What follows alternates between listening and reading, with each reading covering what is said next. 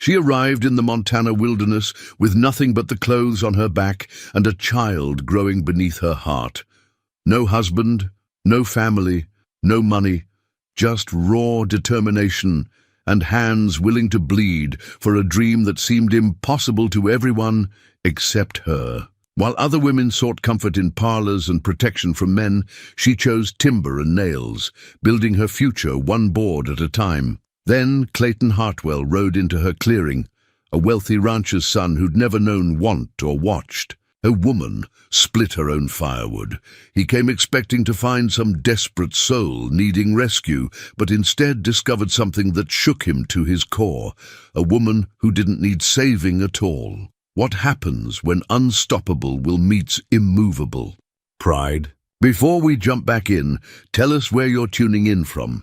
And if this story touches you, make sure you're subscribed, because tomorrow I've saved something extra special for you. The weathered cross in Eleanor May Sullivan's hands had seen better days, much like the woman who clutched it now. Her father's rough fingers had carved each groove 20 years ago, back when faith seemed as solid as the oak it was hewn from. Now, sitting on the half-finished porch of her cabin, she traced those familiar lines and wondered if the Almighty had forgotten her address somewhere between Boston and this God-forsaken patch of Montana wilderness. 3 months. 3 months. Since she'd stepped off that dusty stagecoach in Willowbrook with nothing but a carpetbag, $8, and a belly that would soon tell the world her shame. The driver had looked at her like she'd lost her mind when she'd asked him to drop her at the land office instead of the boarding house. Maybe she had lost her mind. Sane women didn't buy 40 acres of untamed prairie with their last coin. Sane women didn't set out to build a homestead with their bare hands while carrying a child, but Eleanor had stopped being sane the night Charles Whitmore walked out of their Boston brownstone, leaving nothing behind but divorce papers and the echo of his disgusted voice. I won't raise another man's bastard. She hadn't told him the child was his own. Pride, perhaps, or maybe just the cold realization that a man who could abandon his wife so easily wasn't worth the breath it would take to argue. Let him think what he would. She knew the truth, and that would have to be enough. The morning sun climbed higher over the Rockies, painting the grassland in shades of gold that reminded her why she'd fallen in love with this harsh country in the first place. Here, a woman's worth wasn't measured by the cut of her dress or the number of calling cards on her silver tray. Here, survival mattered more than society's whispered judgments. Eleanor set the cross aside and picked up her saw, running her thumb along the sharp teeth. Calloused hands, something that would have horrified her Boston friends, gripped the handle with practiced ease. She'd learned quickly that the wilderness didn't care about her delicate upbringing or her finishing school manners. It demanded strength, and she'd found reserves she never knew existed. The cabin's frame rose around her like the skeleton of some great beast, each beam a testament to her determination. She'd started with the foundation stones, hauling them from the creek bed one by one until her back screamed and her shoulders burned. Then came the floor joists. Cut from lodgepole pines, she'd felled herself with an axe that felt foreign in her hands for the first few weeks. Now, 6 weeks into the construction, the walls stood waist-high, and she could finally envision the finished home. Small but sturdy, with a stone fireplace that would keep her and the baby warm through the brutal Montana winters. A covered porch where she could sit in the evenings and watch the sun set over the mountains. A root cellar where she'd store the vegetables from the garden she planned to plant come spring. The baby stirred beneath her ribs, a gentle flutter that never failed to make her smile. 5 months along now, and her condition was becoming impossible. To hide beneath loose clothing. Not that there was anyone around to notice. Her nearest neighbors, the Kowalskis, lived 6 miles east, and she'd only met them once when Johann had ridden over to introduce himself and offer help. She'd politely declined. Independence had always been her weakness and her strength. Even as a child, she'd preferred climbing trees to playing with dolls, much to her mother's dismay. Eleanor, ladies don't soil their skirts. had been the constant refrain of her youth, followed by endless lessons in proper deportment and social graces that felt as constraining as a too-tight corset. Her father had been different. James Sullivan understood his daughter's wild heart, perhaps because it reminded him of his own younger days before society and marriage had tamed him into a proper Boston businessman. He'd taught her to whittle wood and read the weather, to find her way by the stars and trust her instincts. Most importantly, he taught her that a person's worth came from their actions, not their circumstances. Those lessons served her well now as she measured and cut the next wall plank. The morning air carried the scent of pine and wildflowers, so different from the coal smoke and horse manure that had perfumed Boston's streets.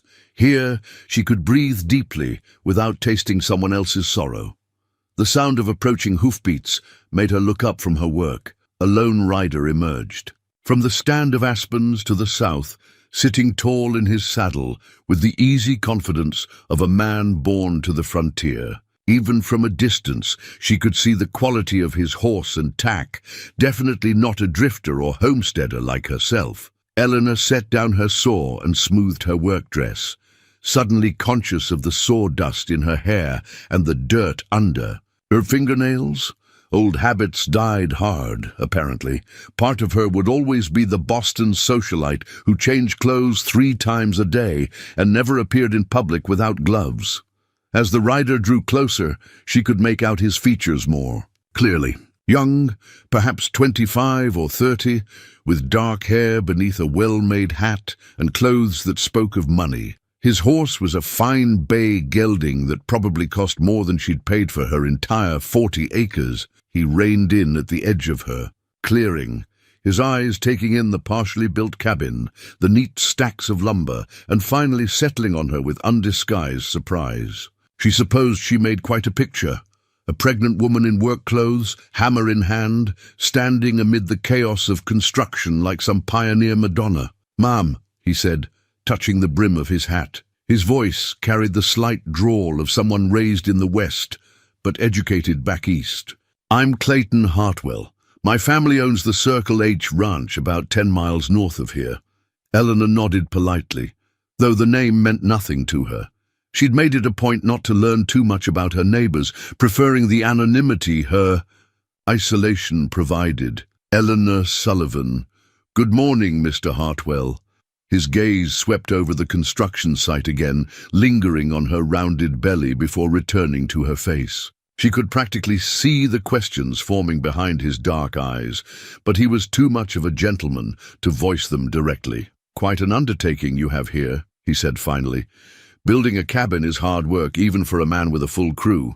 The implication hung between them like morning mist, that a woman, especially a pregnant woman, had no business attempting such a task alone. Eleanor had heard variations of this sentiment from every man she'd encountered since arriving in Montana, and her response had become as polished as a riverstone. "I find that most things worth having require hard work, Mr. Hartwell. I don't mind the effort."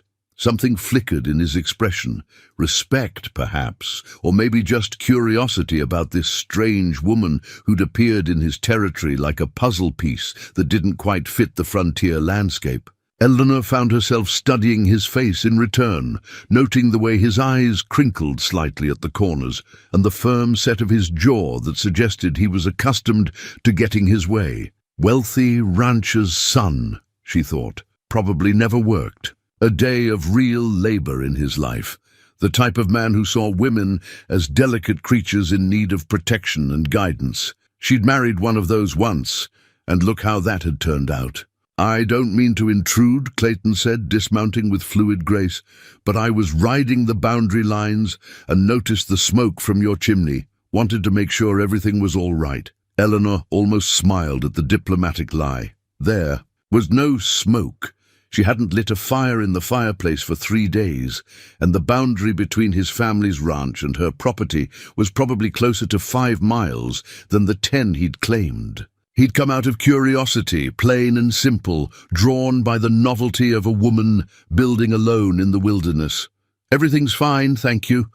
I appreciate your concern, but as you can see, I'm managing quite well on my own.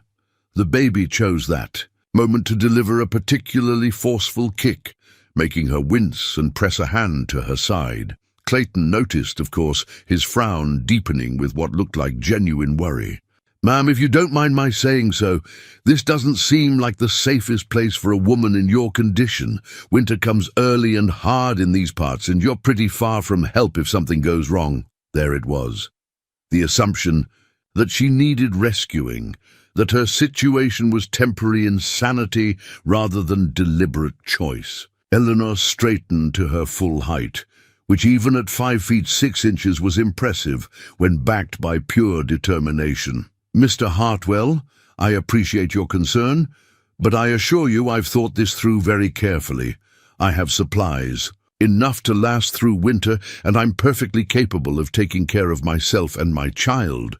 But surely you have family, a husband who could—" "I have no husband." The words came out sharper than she'd intended, cutting through his polite inquiry like her saw through pine. "And my family is back east, where they prefer I remain a distant memory." The silence that followed stretched taut between them, filled with unspoken questions and assumptions. Eleanor could see him trying to piece together her story, the obvious refinement in her speech and bearing, the expensive bone hairpins holding back her dark hair, the quality of her work dress despite its practical cut. She didn't fit any of the usual categories.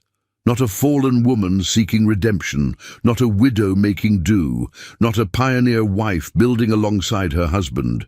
She was something new, something he couldn't quite understand, and that clearly bothered him more than he cared to admit. "I should let you get back to your work," he said finally, though he made no move to remount his horse. "But if you need anything, supplies, help with the heavy lifting, the Circle H isn't far. We'd be happy to lend a hand." Eleanor studied his face, looking for the calculation she'd learned to expect from men. The assumption that helping her would somehow obligate her to them, that kindness always came with strings attached. But Clayton Hartwell's expression seemed genuinely concerned, without the predatory edge she'd grown accustomed to recognizing. Still, she'd learned to trust her own strength above all else. "That's very kind, but I prefer to handle things myself. I find that way there's no confusion about what belongs to whom." A ghost of a smile touched his lips, as if he recognized something familiar in her fierce independence. "Fair enough, Miss Sullivan, but the offer stands all the same." He touched his hat brim again and swung back into the saddle with the easy grace of a man born to horseback. As he gathered his reins, he looked down at her one more time, and Eleanor found herself caught by the intensity of his gaze. "For what?" "It's worth," he said quietly. "I think what you're doing here takes considerable courage. Not many people would have the backbone to start over in a place like this." Before she could respond, he'd wheeled his horse around and was riding back, the way he'd come, leaving Eleanor standing in her half-built cabin with her heart beating just a little faster than it should have been. She watched until he disappeared into the aspens, then shook her head and picked up her saw. Men like Clayton Hartwell were exactly the kind of complication she'd come to Montana to avoid. Charming, confident, and accustomed to solving problems with money and influence rather than hard work and determination. But as she resumed cutting planks for the cabin wall, she found herself glancing occasionally toward the trees where he'd vanished, and wondering despite herself what had really brought him to her clearing on this particular morning. Clayton Hartwell had always prided himself on being a man who understood his place in the world. The silver pocket watch ticking steadily against his vest was more than just a timepiece. It was a reminder of 4 generations of Hartwell men who'd built the Circle H from nothing into one of the most prosperous ranches in Montana territory. His great-grandfather's initials were still visible on the worn case, a testament to legacy and the weight of expectation that came with the family name. But as he rode away from Eleanor Sullivan's clearing that morning, the familiar comfort of that legacy felt more like a burden pressing against his chest. 3 days had passed since their first meeting, and he'd found himself taking longer routes during his daily rides, always managing to pass by her property under the pretense of checking fence lines or looking for strays. Each time, he told himself it was simple, neighborly concern. A pregnant woman alone in the wilderness was bound to need help eventually, and when she did, he wanted to be close enough to provide it. The truth was more complicated, and Clayton wasn't entirely comfortable examining it too closely. The morning sun cast long shadows as he approached her clearing again, the sound of steady hammering reaching him before the cabin came into view. She was on the roof this time, her dark hair pinned back beneath a wide-brimmed hat as she nailed shingles with methodical precision. The sight made his chest tight with worry and something else he refused to name. "Miss Sullivan," he called out, dismounting and tethering his horse to a nearby pine. "That looks like dangerous work for someone in your condition." Eleanor paused in her hammering and looked down at him, one hand shading her eyes against the morning glare. Even from this angle, he could see the stubborn set of her jaw. "Good morning, Mr. Hartwell. I wasn't expecting another visit so soon." There was a subtle reproach in her tone, a reminder that his frequent appearances weren't going unnoticed. Clayton felt heat rise in his cheeks. When had he become the sort of man who made a nuisance of himself around women? "I was checking the creek boundary," he said, which was true enough, though it didn't explain why he'd taken a mile-long detour to get there. "Noticed you were working on the roof. That's not something to tackle alone, especially for a pregnant woman," she finished, her voice carrying a note of tired exasperation. "Mr. Hartwell, I appreciate your concern, but I've been climbing trees and fixing roofs since I was 12 years old. My condition doesn't make me helpless." To prove her point, she turned back to her work, driving the next nail home with 3 precise strikes. Clayton watched the fluid motion of her arm, the confident way she positioned each shingle, and felt his assumptions about proper feminine behavior shift uncomfortably. "At least let me spot you," he called up. "If you slip, I won't slip." But even as she said it, her foot shifted slightly on the angled roof, and for a heart-stopping moment, she swayed before catching her balance. Clayton was moving before he consciously decided to, scaling the ladder she'd propped against the cabin wall with surprising speed for a man more accustomed to horseback than construction work. He reached the roof edge just as Eleanor was settling back into position, her face pale beneath the brim of her hat. "I'm fine," she said quickly, but her voice held a tremor that belied the words. "I'm sure you are." Clayton positioned himself on the ladder so he could reach her if needed, his hands gripping the rungs firmly. "But humor me anyway. My mother raised me to be helpful to ladies, and she'd box my ears if she knew I'd let a pregnant woman work alone on a roof." Eleanor glanced at him sideways, and for a moment he thought she might order him back down the ladder. Then something in her expression softened slightly. "Your mother sounds like a formidable woman." "She is. Runs the household accounts, manages the ranch's social obligations, and can stare down a charging bull when the mood strikes her." Clayton grinned. "She'd like you, I think. She has a soft spot for women who don't back down from a challenge." "Does she know you're out here pestering lone homesteaders instead of tending to ranch business?" The question was delivered with enough dry humor to take the sting out, and Clayton found himself chuckling despite the precarious situation. "Ranch business is exactly what I'm supposed to be tending to. My father wants me to ride over to the Morrison place this afternoon to discuss purchasing their breeding bull." "Then why aren't you?" It was a fair question, and one Clayton had been avoiding asking himself. The honest answer was that he found the prospect of another business negotiation with neighbors he'd known all his life mind-numbingly predictable. Everything about his life these days felt predetermined. The conversations, the social obligations, the expectations that followed him like shadows. But watching Eleanor Sullivan build her future with nothing but determination and worn tools felt like witnessing something miraculous. "Maybe I wanted to see if you'd fallen off the roof yet," he said, aiming for lightness but hearing something more serious creep into his voice. Eleanor stopped hammering and looked at him directly for the first time since he'd climbed the ladder. Her eyes were grey-green, like storm clouds over prairie grass, and they seemed to see right through whatever polite facades he might try to maintain. "You don't know anything about me, Mr. Hartwell. For all you know, I could be a dangerous criminal, fleeing justice, or a confidence woman looking for her next mark. Are you? Would I tell you if I were?" Clayton considered this seriously, studying her face for clues to the mystery she represented. Everything about Eleanor Sullivan suggested contradictions: the refined speech paired with calloused hands, the expensive hairpins holding back hair that hadn't seen a proper salon in months, the way she carried herself with the confidence of someone accustomed to authority despite her current circumstances. "No," he said finally, "but I don't think you are either. A criminal would try harder to blend in, and a confidence woman wouldn't be building a cabin in the middle of nowhere." Very logical. Eleanor resumed her work, positioning the next shingle with careful precision. "Though it occurs to me that you're making assumptions based on very little evidence.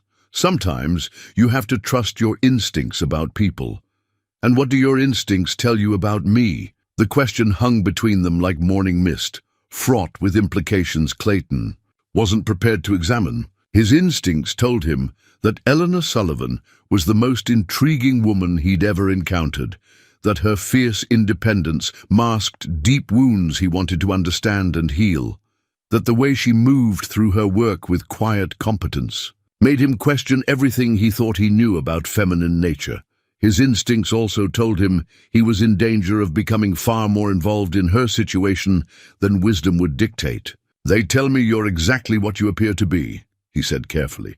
"A woman of considerable strength and determination who's chosen to build a new life in a hard place." Eleanor's hammer paused mid-swing. "And what do they tell you about why a woman might make such a choice?" The vulnerability beneath the question caught him off guard. For all her prickly independence, there was something almost fragile in the way she waited for his answer, as if his opinion mattered more than she wanted to admit. "They tell me it's none of my business unless you choose to make it so." Relief flickered across her features so quickly he almost missed it. "That's a refreshingly sensible attitude, Mr. Hartwell." "Clayton, if we're going to continue having conversations on rooftops, we might as well dispense with the formalities." "Are we going to continue having conversations on rooftops?" "That depends on whether you keep doing dangerous construction. Work without proper help." Eleanor sighed and set down her hammer, shifting carefully to face him more fully. The movement highlighted the growing curve of her belly, and Clayton felt his protective instincts surge again. "Clayton, I understand that my situation probably seems—" She paused, searching for the right word. "Unconventional. But I assure you, I'm not some helpless creature in need of rescuing. I chose this life deliberately, and I'm quite capable of managing the challenges that come with it. I don't doubt your capability. But being capable doesn't mean you have to face everything alone. Sometimes alone is safer." The words slipped out before she could stop them, revealing more than she'd intended. Clayton saw pain flash across her face. Old pain, the kind that left permanent marks on a person's soul. "Safer than what?" he asked gently. Eleanor's expression shuttered immediately, walls slamming back into place with almost audible force. "Safer than depending on other people's charity. Safer than owing favors I can't repay. Safer than disappointing expectations I never agreed to meet." Each word was delivered with crisp precision, as if she'd rehearsed this speech many times. Clayton recognized the defensive posture. He'd seen it in wild horses that had been mistreated, in ranch hands who'd learned that trust was a luxury they couldn't afford. What if someone offered help without expecting anything in return? There's always something expected in return. Always. Eleanor picked up her hammer again. The motion, sharp with suppressed emotion. "Kindness has a price, Clayton. Sometimes it's obvious, sometimes it's hidden, but there's always a bill that comes due eventually." "Who hurt you?" The question was out before Clayton could stop it, too direct and too personal for their fragile acquaintance. Eleanor's face went white, and for a moment he thought she might lose her grip on the hammer. "That," she said finally, her voice steady despite the tremor in her hands, "is definitely none of your business." Clayton nodded, recognizing the boundary and respecting it even as every instinct urged him to push for answers. Whatever had driven Eleanor Sullivan to this isolated patch of Montana wilderness, it involved betrayal deep enough to make her distrust simple kindness. "You're right. I apologize for overstepping." Eleanor studied his face for a long moment, as if surprised by his willingness to back down. "Thank you." They worked in companionable silence for the next hour, Clayton holding shingles and passing nails, while Eleanor positioned and hammered with methodical efficiency. He found himself impressed by her skill. Her cuts were clean, her measurements precise, and she worked with the confidence of someone who understood both tools and timber. When they finally climbed down from the roof, the sun had climbed high enough to make the work uncomfortably warm. Eleanor pulled off her hat and wiped her forehead with the back of her hand, leaving a streak of sawdust across her brow that made her look younger and more vulnerable than her prickly independence suggested. "Thank you for the help," she said, the admission clearly costing her something. "I admit it went faster with an extra pair of hands." "You're welcome." "And Eleanor?" He paused until she looked at him directly. "For what it's worth, I think you're building something remarkable here. Not just the cabin, the whole enterprise. It takes rare courage to start over completely." Color rose in her cheeks, and for a moment the defensive walls dropped completely, revealing a woman who'd been carrying more weight than anyone should bear alone. Some people might call it foolishness rather than courage. "Some people are idiots." Eleanor laughed, a real laugh, bright and surprised. And Clayton felt something shift in his chest like a key, turning in a long locked door. The sound transformed her entire face, revealing glimpses of the woman she might have been before whatever had happened to bring her here. "I should let you get to your ranch business," she said, but there was reluctance in her voice that matched his own. "The Morrison bull will still be there tomorrow." Clayton gathered his hat and gloves, stalling for time. "Eleanor, I meant what I said about offering help, not out of pity or because I think you're helpless, but because, well, because neighbors should look out for each other. We're not exactly neighbors. Your ranch is 10 miles away.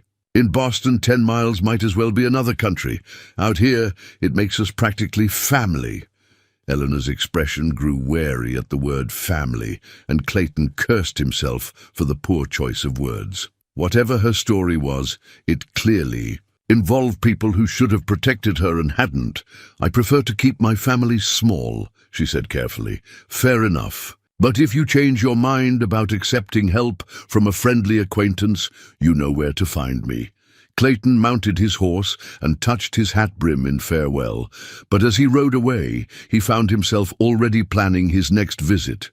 The woman building a cabin alone in the wilderness had gotten under his skin in ways he didn't entirely understand, and despite every rational argument for staying away, he knew he'd be back. The silver watch in his vest pocket ticked steadily against his ribs, marking time toward a future he could no longer clearly envision. For the first time in his life, the path laid out before him, marriage to a suitable woman, children to carry on the family name, gradual assumption of his father's responsibilities, felt less like destiny and more like a cage. And somewhere in a clearing 10 miles south, a pregnant woman was building her own destiny with nothing but determination and an axe, refusing all offers of help while secretly breaking his heart with her fierce, lonely courage. The leather work gloves had belonged to Eleanor's father, and, even now, 3 years after his death, they still carried the faint scent of pipe tobacco and wood shavings that had defined her childhood. She pulled them on each morning like armor, the worn leather molding to her hands, as if James Sullivan himself was guiding her movements through another day of back-breaking labor. This morning, however, the gloves felt different, tighter across her knuckles, more restricting than protective. Everything felt different, actually. The baby had dropped lower in the past week, creating a new heaviness that made every task more challenging. Bending to pick up lumber sent shooting pains through her lower back, and climbing the ladder to work on the roof left her breathless in ways that had nothing to do with exertion. Eleanor stood in her clearing, surveying the cabin that was finally beginning to look like a home. The walls were complete, the roof shingled, and yesterday she'd hung the heavy wooden door she'd spent 3 days crafting by hand. Small windows flanked the entrance, their glass panes carefully transported from Willowbrook in a wagon she'd hired with her dwindling funds. Inside, the stone fireplace stood ready for winter, its chimney drawing perfectly after several adjustments that had left her covered in soot and cursing in ways her finishing school instructors would have found appalling. But today, she needed to tackle the most daunting task yet, splitting enough firewood to last through the brutal Montana winter. The pile of logs she'd cut and hauled from the forest seemed to mock her from across the clearing, a mountain of timber that would need to be transformed into manageable pieces before the first snow fell. She picked up the splitting maul, its weight familiar in her hands after weeks of practice. The first few logs split cleanly, the satisfying crack of wood giving way to steel echoing across the prairie. But as the morning wore on and the sun climbed higher, Eleanor found herself pausing more frequently to catch her breath and ease the growing ache in her back. The sound of approaching hoofbeats made her look up from her work, and she wasn't entirely surprised to see Clayton Hartwell riding into her clearing. His visits had become a regular occurrence over the past 2 weeks, always timed to coincide with her most challenging tasks, and always accompanied by polite offers of assistance that she consistently declined. What did surprise her was the way her heart seemed to lift slightly at the sight of him, despite her best efforts to maintain emotional distance. "Morning, Eleanor," he called out, dismounting with his usual fluid grace. "Splitting firewood, I see. That's hard work, even for a man," she finished dryly. "Yes, you've mentioned that observation before." Clayton grinned, apparently, unbothered by her sharp tone. "I was going to say even for someone with proper help, but your version works too." Eleanor set down the maul and wiped her forehead with the back of her hand, acutely aware of how she must look, hair escaping from its braid, work dress damp with perspiration, face flushed with exertion. A few months ago, the thought of any gentleman seeing her in such a state would have mortified her. Now she found she cared less about appearances and more about the way Clayton's eyes seemed to assess her with something that looked suspiciously like admiration. "Let me guess," she said. "You were just riding by and thought you'd check on the poor helpless woman. Actually, I brought you something." Clayton reached into his saddlebags and withdrew a small bundle wrapped in brown paper. "My mother insisted I deliver it personally." Eleanor eyed the package suspiciously. "Your mother doesn't even know me. She knows you're a pregnant woman living alone, and that's enough for Catherine Hartwell to consider you her personal responsibility." Clayton held out the bundle.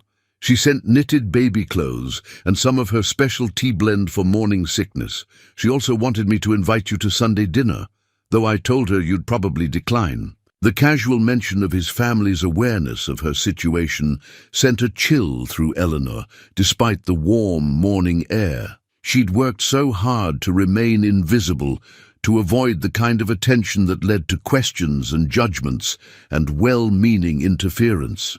"You told your family about me?" Something in her voice made Clayton's expression grow more serious. "Only that a neighbor was homesteading alone and might appreciate some friendly support. My mother has a soft heart for women in difficult circumstances, and—" "What did you tell them about my circumstances?"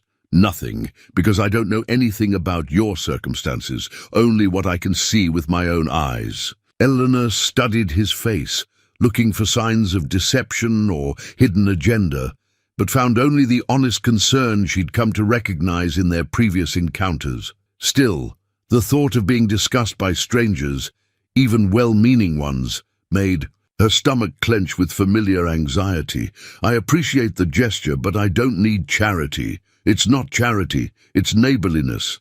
There's a difference." "Is there?"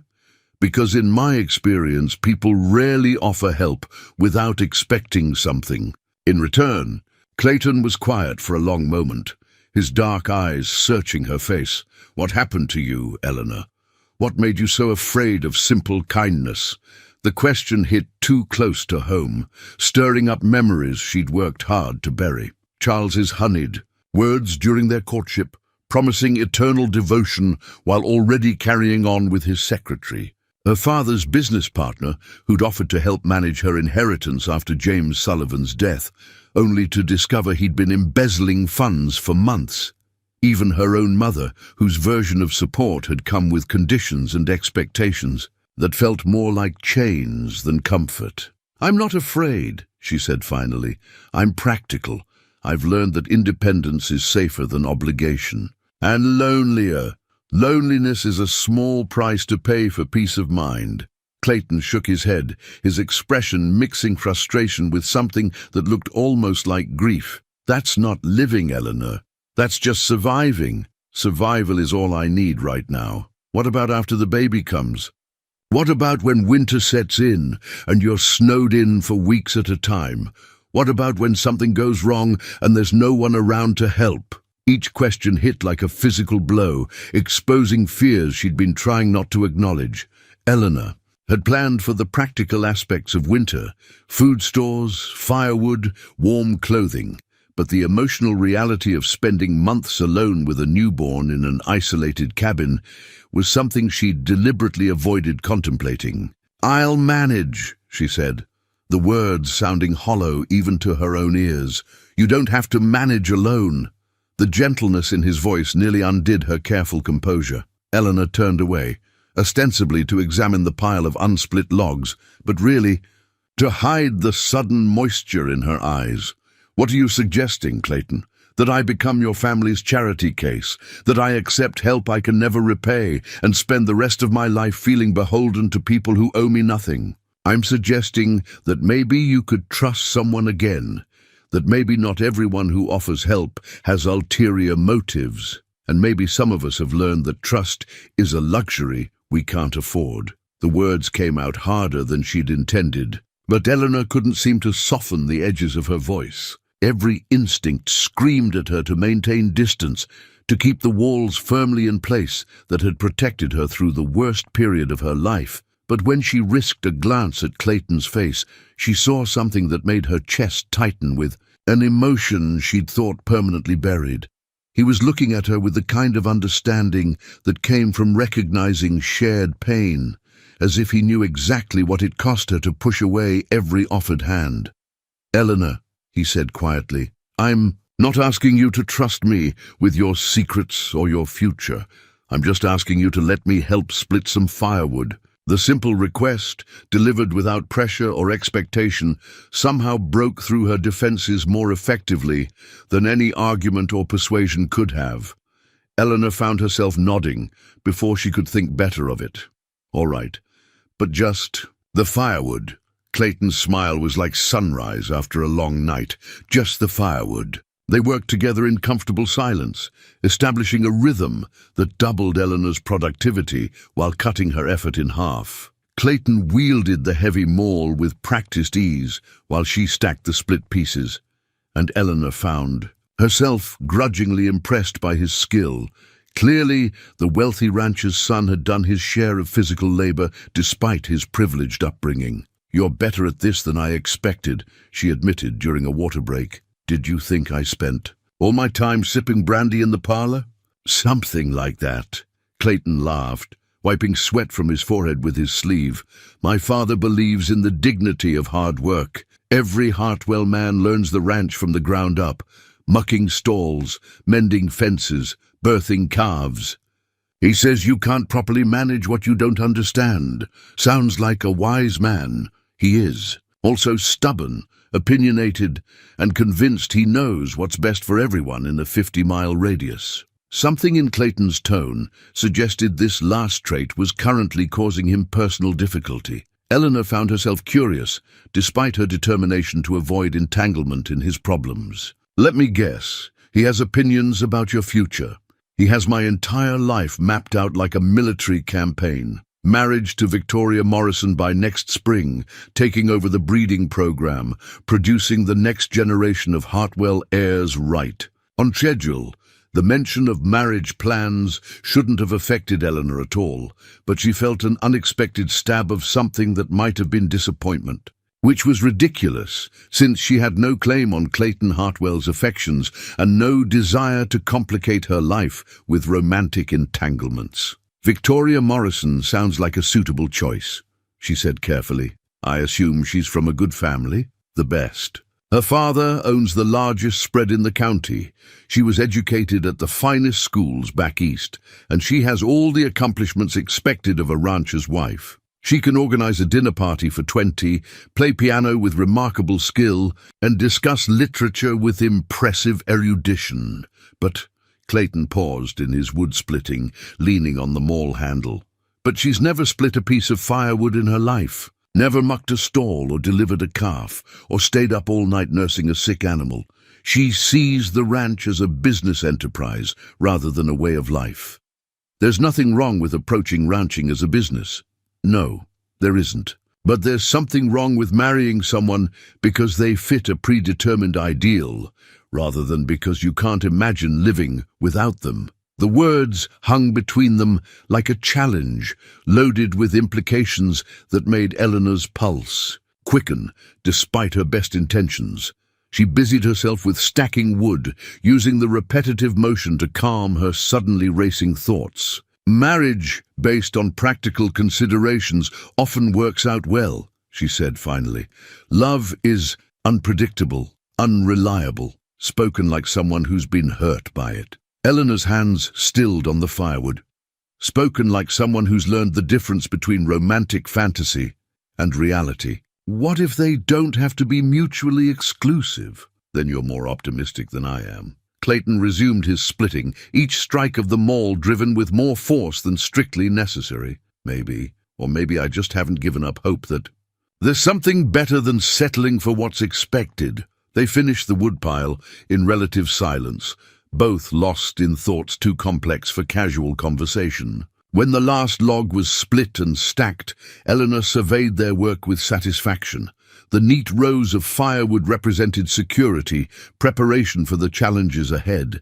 She'd made it through another day, completed another essential task, moved one step closer to true independence. So why did the prospect of Clayton riding away leave her feeling more alone than she had in weeks? Thank you, she said, the words coming easier than she'd expected. I couldn't have finished this today without your help. You would have managed.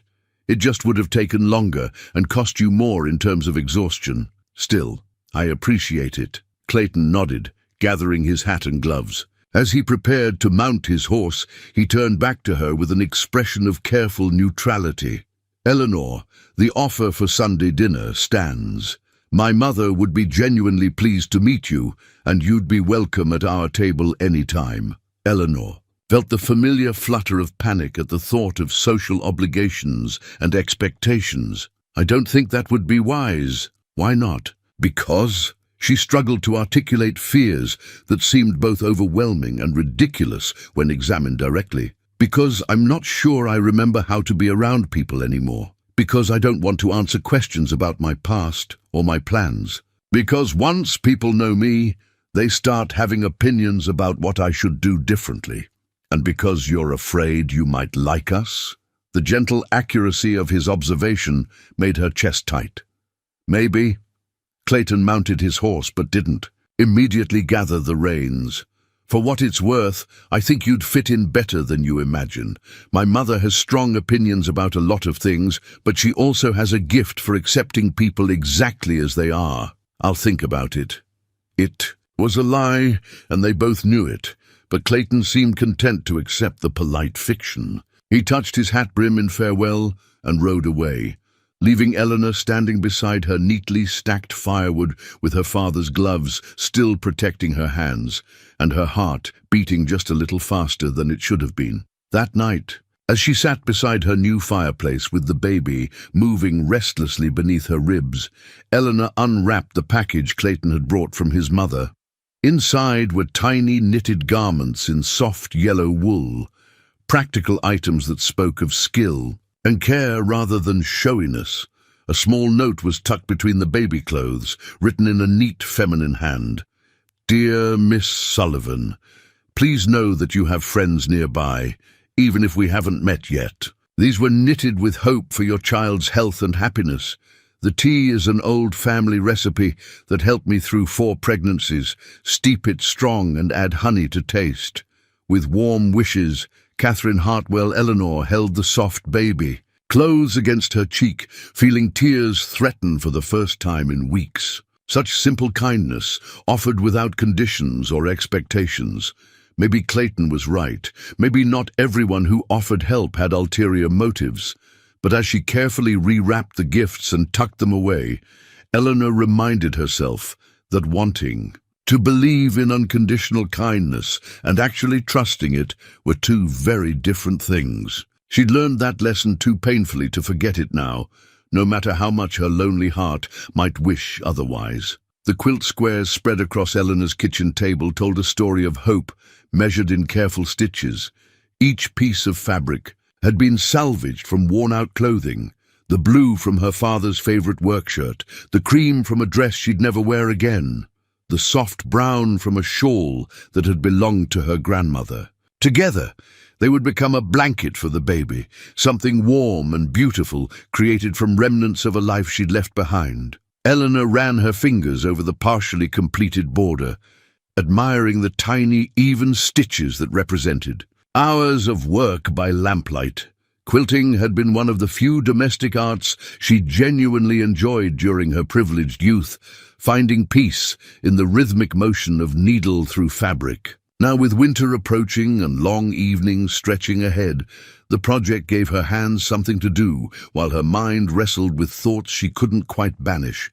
Thoughts that increasingly involved a certain dark-haired rancher who seemed determined to breach every defense she'd carefully constructed.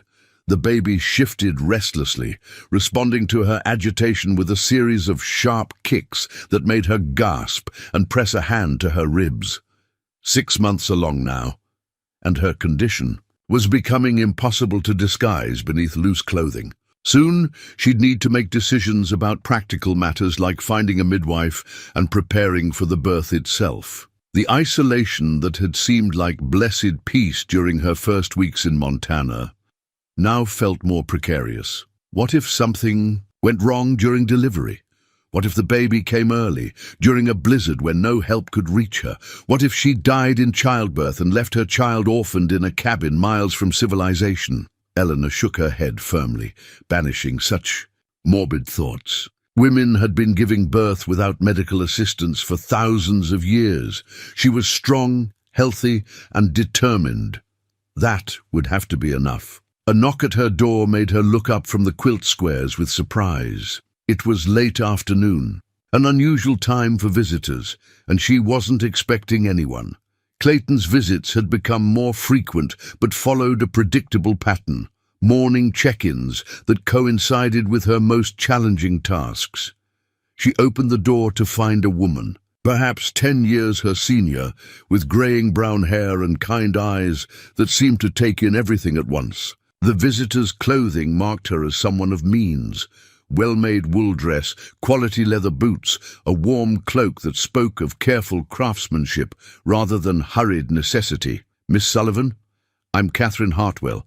I hope you don't mind the intrusion, but I was visiting the Kowalskis and thought I'd stop by to introduce myself properly." Eleanor's first instinct was to politely decline the visit and retreat back into her protective solitude. But something in Catherine Hartwell's expression, a mixture of genuine warmth and careful respect, made her hesitate.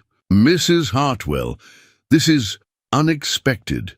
"I'm sure it is.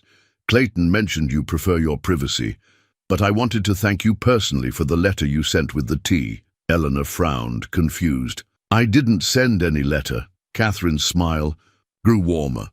"Perhaps not in words, but the fact that you kept the baby clothes and used the tea blend told me everything I needed to know. A woman who truly wanted no contact would have returned the gifts unopened." The gentle astuteness of the observation caught Eleanor off guard.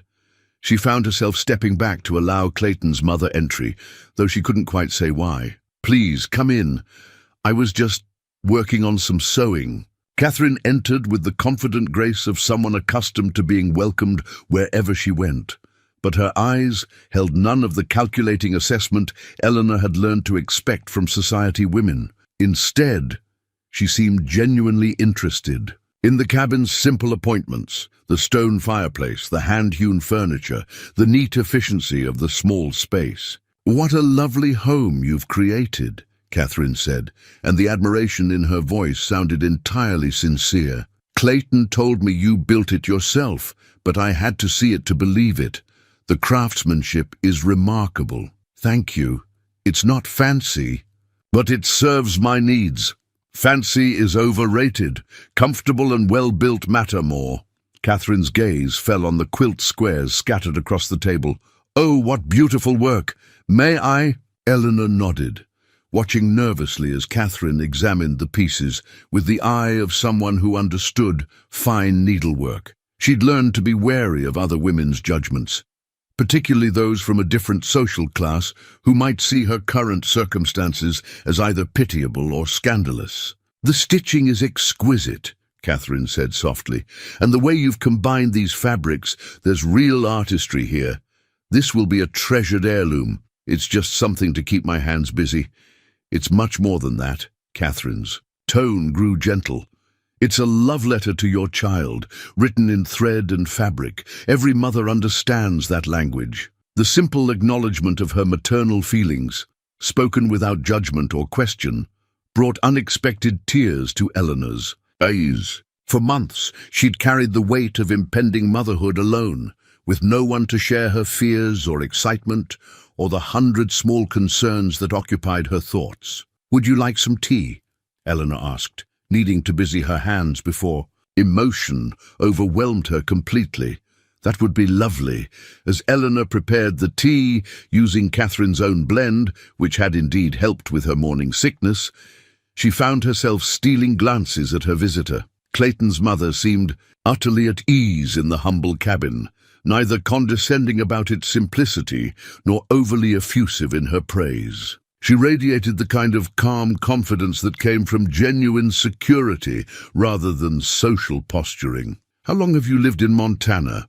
Eleanor asked as she poured the steaming tea into her 2 good cups. 28 years.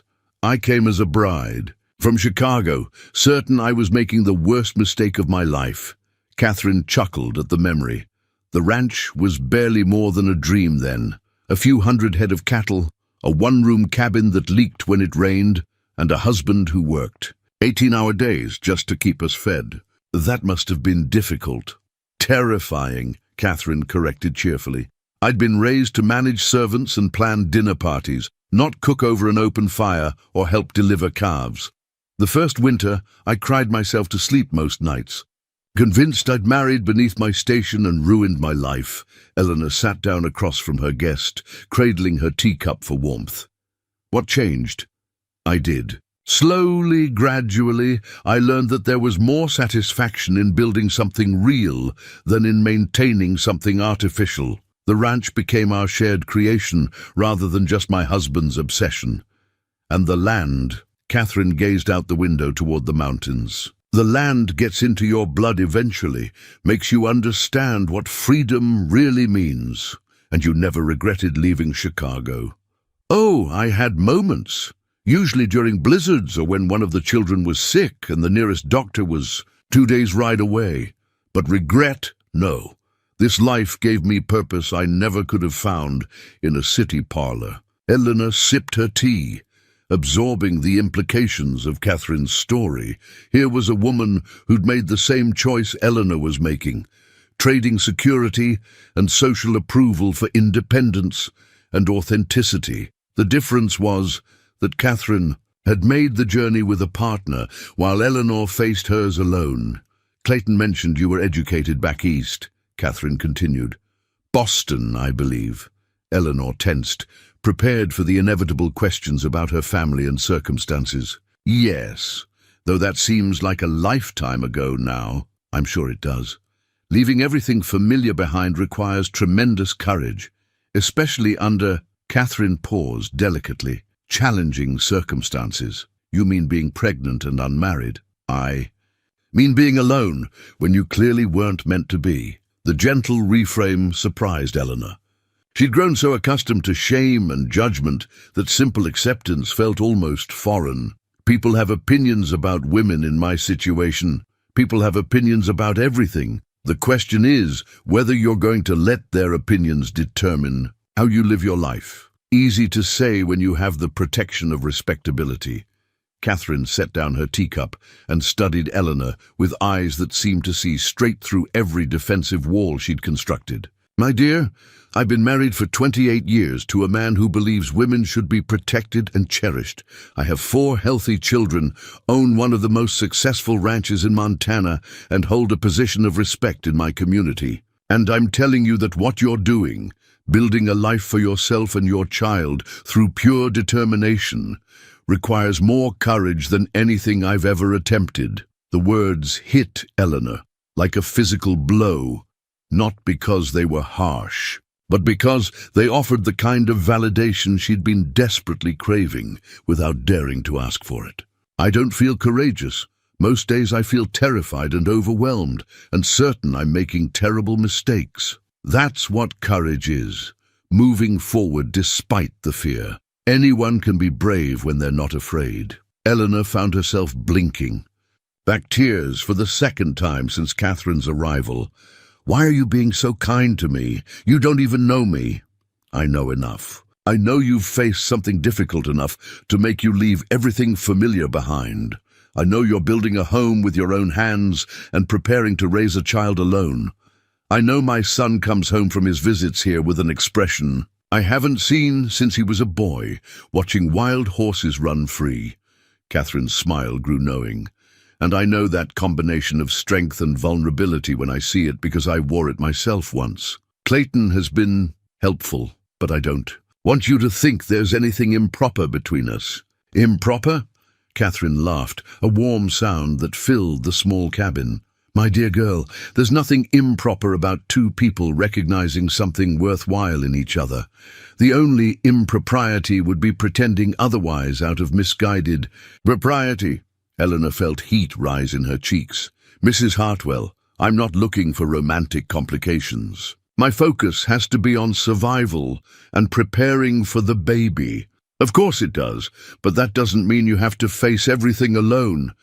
And it doesn't mean you have to close your heart to possibilities just because you've been hurt before. The casual reference to past pain made Eleanor stiffen. Clayton told you about my circumstances? Clayton told me nothing beyond the fact that you're homesteading alone. But it doesn't take much insight to recognize that a woman doesn't end up in your situation without experiencing betrayal deep enough to make her distrust simple kindness. Eleanor stared into her teacup, struggling with the urge to confess everything to this woman, who seemed to offer understanding without judgment. But the habits of secrecy and self-protection were too deeply ingrained. Some betrayals leave permanent scars, she said finally.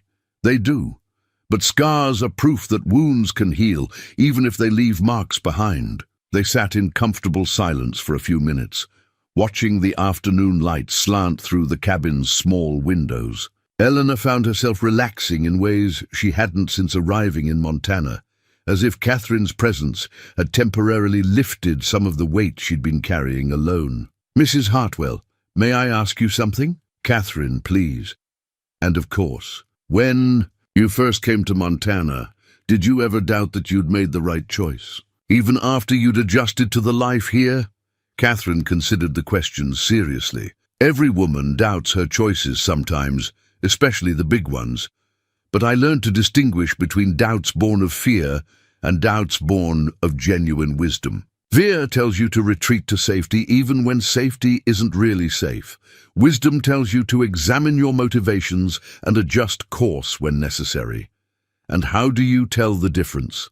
Fear makes you smaller. Wisdom helps you grow.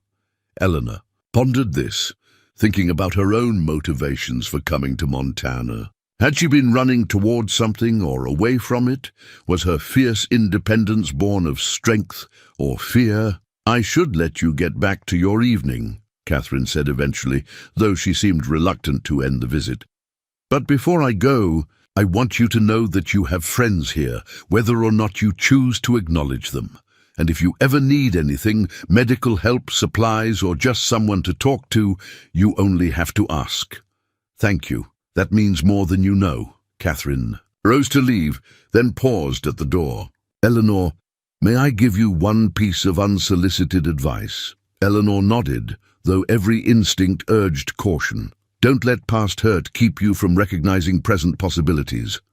The people who failed you before don't get to determine whether you'll accept love when it's offered honestly."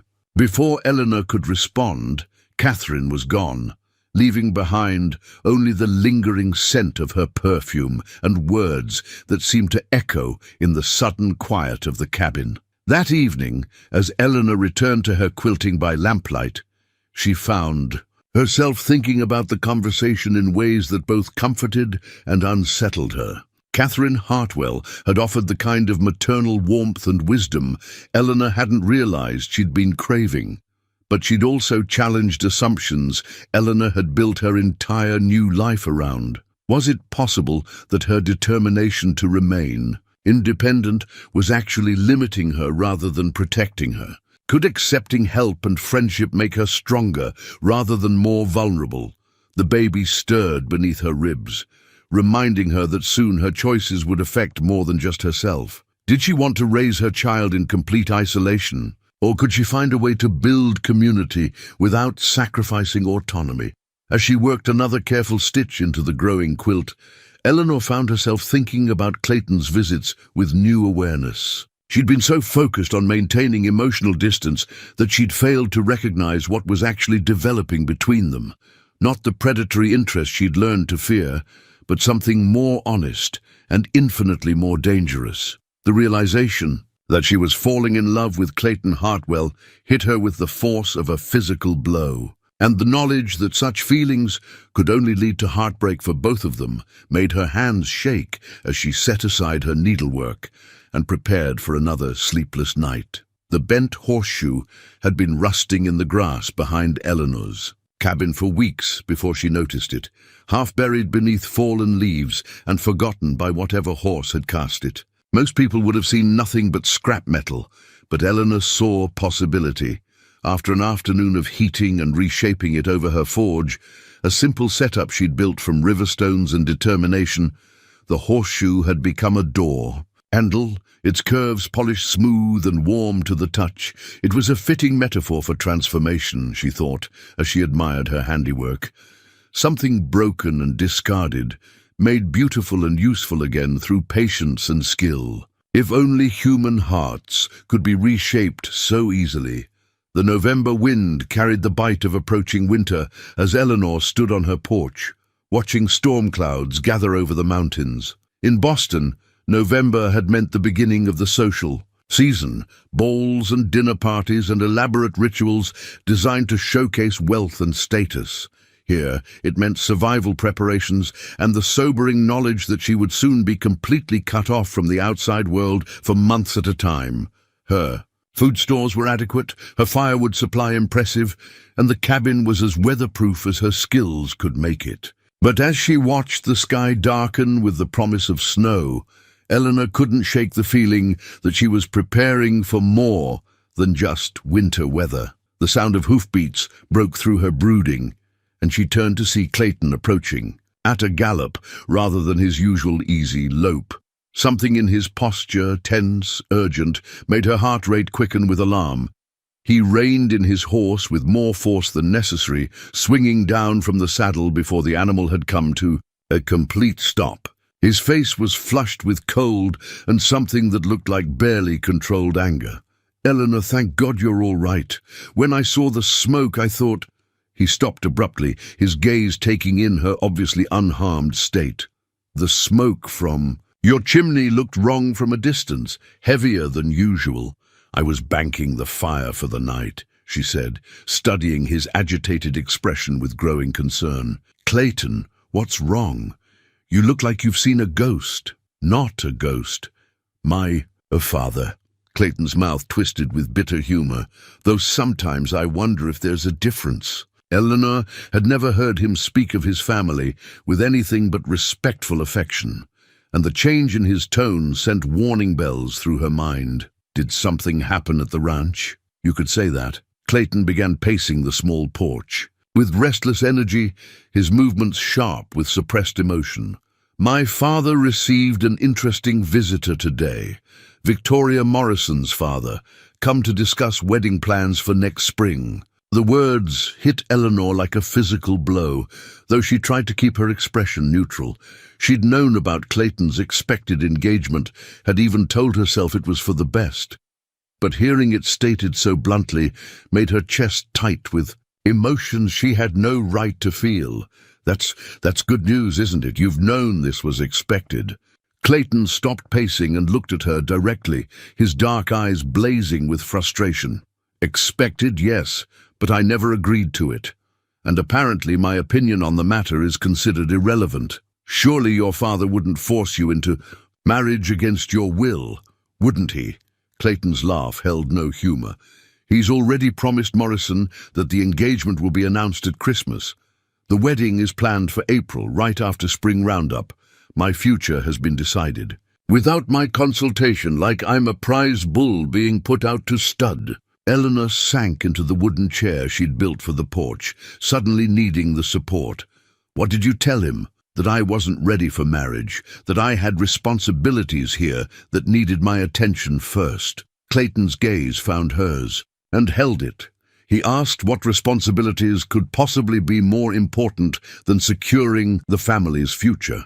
I told him I'd made commitments to help a neighbor through the winter. Clayton, you can't use me as an excuse to delay your engagement. That's not fair to anyone involved. I'm not using you as an excuse. I'm telling the truth. He moved closer, his expression growing more intense. Eleanor, these past months, coming here, talking with you, watching you build something real with your own hands, it's shown me what's been missing from my life. And what's that? Purpose. Meaning. The feeling that what I'm doing matters beyond meeting someone else's expectations. Eleanor's heart was beating so fast she could hear it in her ears, but she forced herself to think rationally. Those feelings will pass. Marriage and family provide their own purpose and meaning. Victoria Morrison sounds like she'd make you a good wife. A suitable wife, Clayton corrected. There's a difference. Is there? Most successful marriages are built on compatibility and shared goals rather than romantic passion. Is that what you had? Compatibility and shared goals? The question came without warning, cutting through her defenses before she could raise them. Eleanor felt the familiar tightness in her chest that came whenever her past threatened to surface. Thought I did, she said carefully. I was wrong about many things. What happened, Eleanor? What made you so afraid of love that you'd choose isolation over the risk of being hurt again? The gentle persistence in his voice nearly broke her resolve to keep her secrets. But she'd learned that truth was a luxury she couldn't afford, especially not with a man who represented everything she'd tried to escape. My past isn't relevant to your situation. You have an opportunity for a good life with a woman from your own world. Don't throw that away because of some romantic notion about what we might have together. What we might have? Clayton's voice grew soft, dangerous. Eleanor, what do you think has been happening between us these past months? I think a kind man has been helping a neighbor in need. Nothing more. Nothing more. Clayton repeated the words like they tasted bitter. Is that really what you believe? Eleanor forced herself to meet his gaze steadily, though it felt like looking into the sun. It's what I have to believe. Why? Because anything else would be foolish and destructive for both of us. Clayton was quiet for a long moment, studying, her face with an intensity that made her want to retreat into the cabin. When he spoke again, his voice held a note of understanding that frightened her more than anger would have. Someone really did a number on you, didn't they?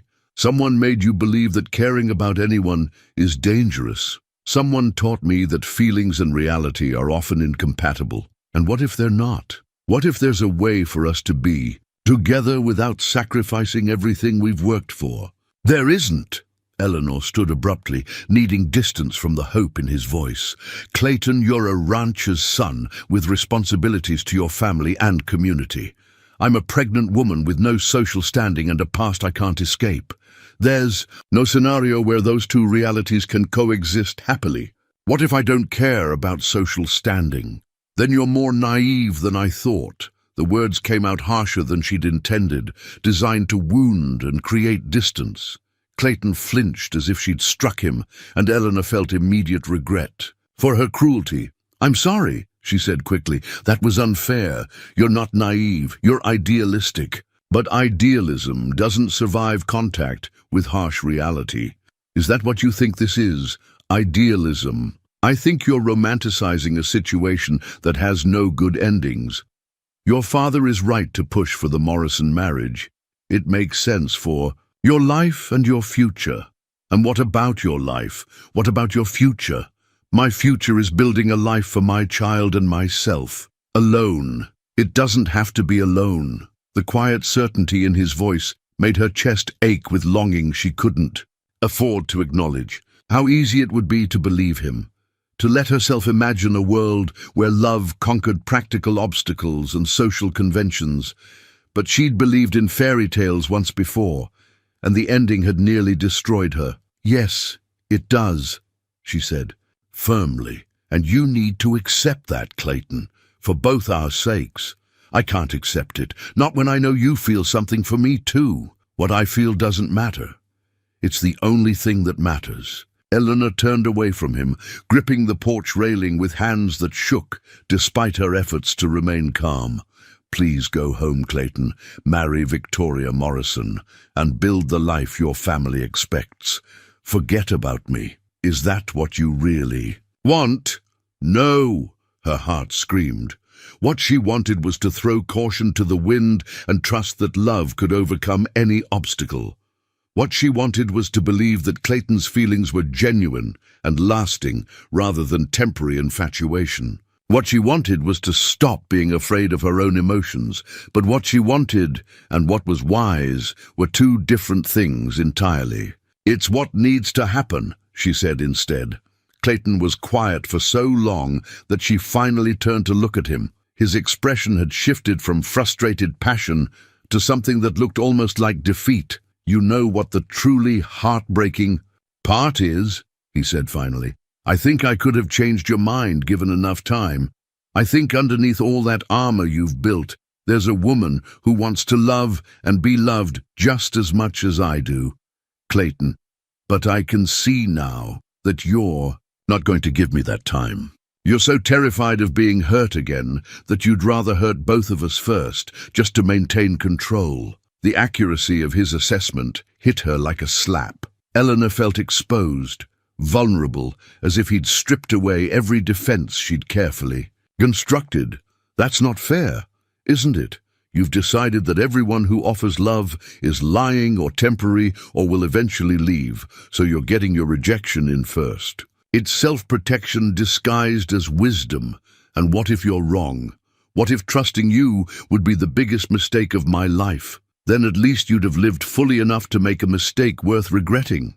Clayton mounted his horse in one fluid motion, but instead of riding away immediately, he looked down at her with an expression that mixed sadness with something that might have been pity. Eleanor, I hope someday you find the courage to let someone love you properly.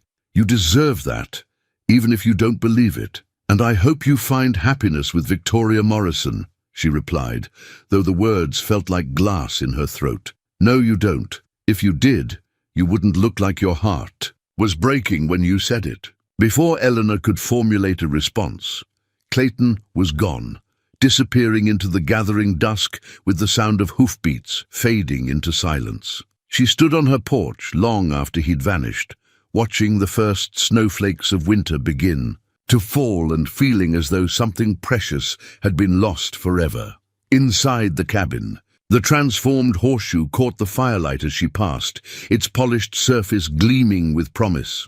But some things, Eleanor reminded herself, were too broken to be reshaped into something beautiful. Some damage was permanent, no matter how much heat and pressure you applied.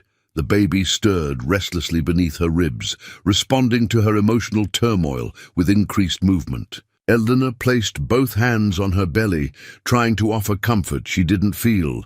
"It's just you and me," she whispered to her unborn child, "just like it was always meant to be." But even as she said the words, Eleanor couldn't shake the feeling that she'd just made the biggest mistake of her life. The baby cradle had taken Eleanor 3 weeks to complete, each curve and joint crafted with the kind of meticulous care that came from having nothing but time and an overwhelming need to create something beautiful for the child she carried. Made from golden pine, she'd selected herself from the forest.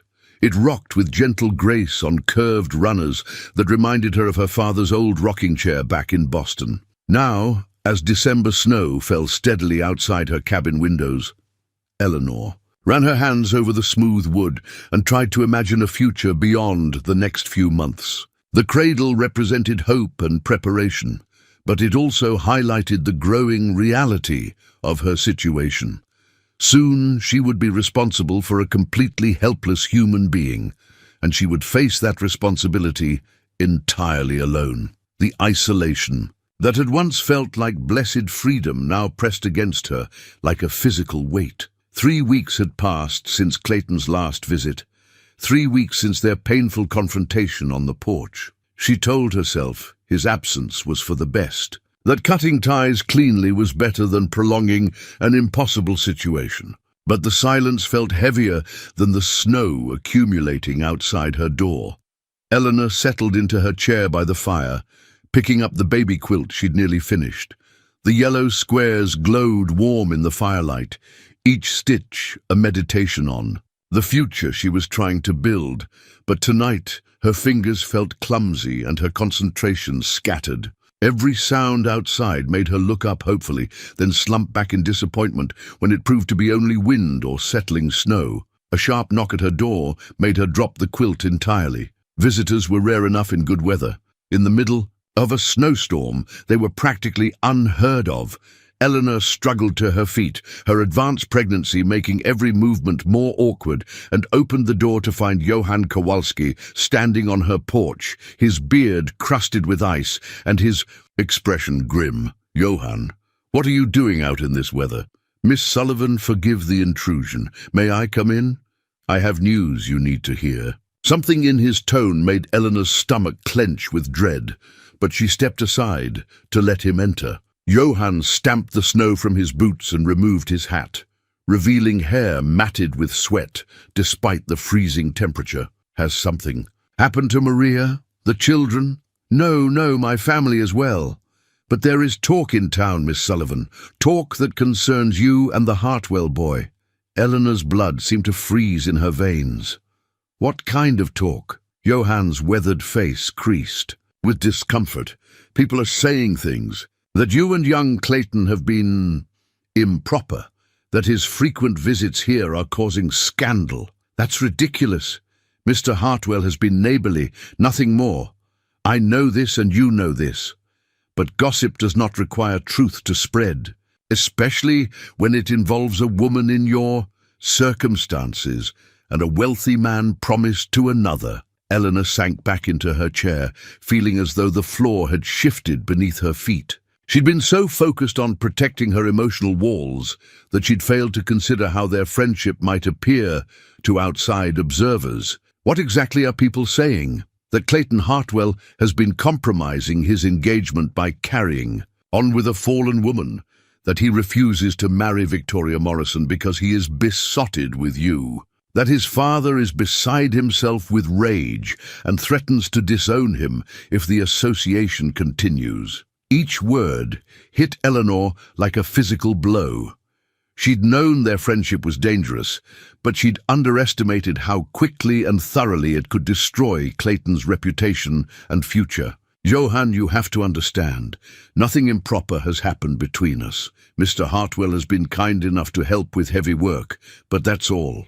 I believe you, Miss Sullivan. But belief and appearance are different things, and in a small community like ours, appearance often matters more than truth. Eleanor pressed her hands to her face, trying to think through the implications. If the gossip had reached the Kowalskis 6 miles away, it had certainly reached the Hartwell family. And Victoria Morrison's. Clayton's reputation was being destroyed because of his association with her, exactly the kind of consequence she'd feared but failed to prevent. "What should I do?" "Nothing," Johann said firmly. "You have done nothing wrong, and you should not be made to suffer for other people's small minds. But I thought you should know, so you can be prepared if anyone comes to you with accusations or demands." After Johann left, Eleanor sat by her fire and tried to process the magnitude of the situation. Her worst fears were coming true. Her presence in Clayton's life was damaging him in ways that couldn't be repaired. No matter how careful they'd been to maintain propriety, the simple fact of his visits had been enough to create scandal. She was still brooding over the problem when another knock came at her door. This time, she opened it to find Victoria Morrison standing on her porch, elegant even in traveling clothes and radiating controlled fury. "Miss Sullivan, I believe we need to talk." Eleanor had never met Victoria, but the woman's identity was unmistakable. Blonde, beautiful and perfectly dressed despite the harsh weather, she looked exactly like the sort of refined lady Clayton was expected to marry. Standing next to her, Eleanor felt acutely aware of her own appearance. Work dress stretched, tight over her pregnant belly, hair escaping from its braid, hands permanently stained from wood and forge work. "Miss Morrison, this is unexpected." "I'm sure it is. May I come in?" Eleanor wanted to refuse, to avoid the confrontation that was clearly coming, but basic courtesy demanded she offer shelter from the storm. She stepped aside reluctantly, watching as Victoria entered and surveyed the cabin's humble interior with eyes that missed nothing. "You've built quite a little nest here," Victoria said, her tone carefully neutral. "Very rustic, it serves my needs. I'm sure it does. And apparently it serves Clayton's needs as well, given how much time he spends here." The accusation hung between them like a drawn sword. Eleanor straightened to her full height, drawing on reserves of dignity she'd thought exhausted. "Mr. Hartwell has been kind enough to assist with heavy labor that I cannot manage alone." "Nothing more. Nothing more." Victoria's laugh was sharp, humorless. "Miss Sullivan, do you take me for a fool? Clayton has been so distracted these past months that he barely acknowledges my presence. He refuses to discuss wedding plans, avoids social gatherings, and rides out every morning in this direction. And I'm supposed to believe it's because of your heavy labor needs. I don't know what you're supposed to believe, Miss Morrison. I only know what's true. The truth is that you've bewitched him somehow, made him forget his duties and obligations, to chase after some romantic fantasy about rescuing a fallen woman." The casual cruelty of the phrase "fallen woman" hit Eleanor like a slap, but she refused to let Victoria see her flinch. "I've neither bewitched anyone nor requested rescue. I've made it clear to Mr. Hartwell that I prefer to handle my affairs independently." "Have you? Because from where I stand, it looks like you've been encouraging his infatuation while maintaining plausible deniability." "That's not true, isn't it? A lonely pregnant woman, all vulnerability and independence, the perfect combination to appeal to a man's protective instincts and romantic notions." Very clever, really. Eleanor felt anger rise in her chest, hot and fierce. "Miss Morrison, you don't know anything about me or my circumstances. I came to Montana to build a life for myself and my child, not to interfere in anyone else's relationships. And yet here we are, discussing how to salvage my engagement from the wreckage of your independence. If your engagement is in trouble, perhaps you should examine your relationship with Mr. Hartwell rather than blaming outside influences." Victoria's eyes flashed dangerously. "My relationship with Clayton is perfectly fine, thank you. We've been friends since childhood. Our families have planned this marriage for years, and we're ideally suited to each other. The only problem is your continued presence in his life." "I'm not in his life. I haven't seen Mr. Hartwell in weeks, because his father finally put his foot down and forbade further contact. But Clayton is still pining after you like a lovesick schoolboy, and frankly, it's becoming embarrassing for everyone involved. Eleanor sat down heavily, the emotional weight of the conversation combining with her physical discomfort to leave, her feeling drained. "What do you want from me, Miss Morrison?"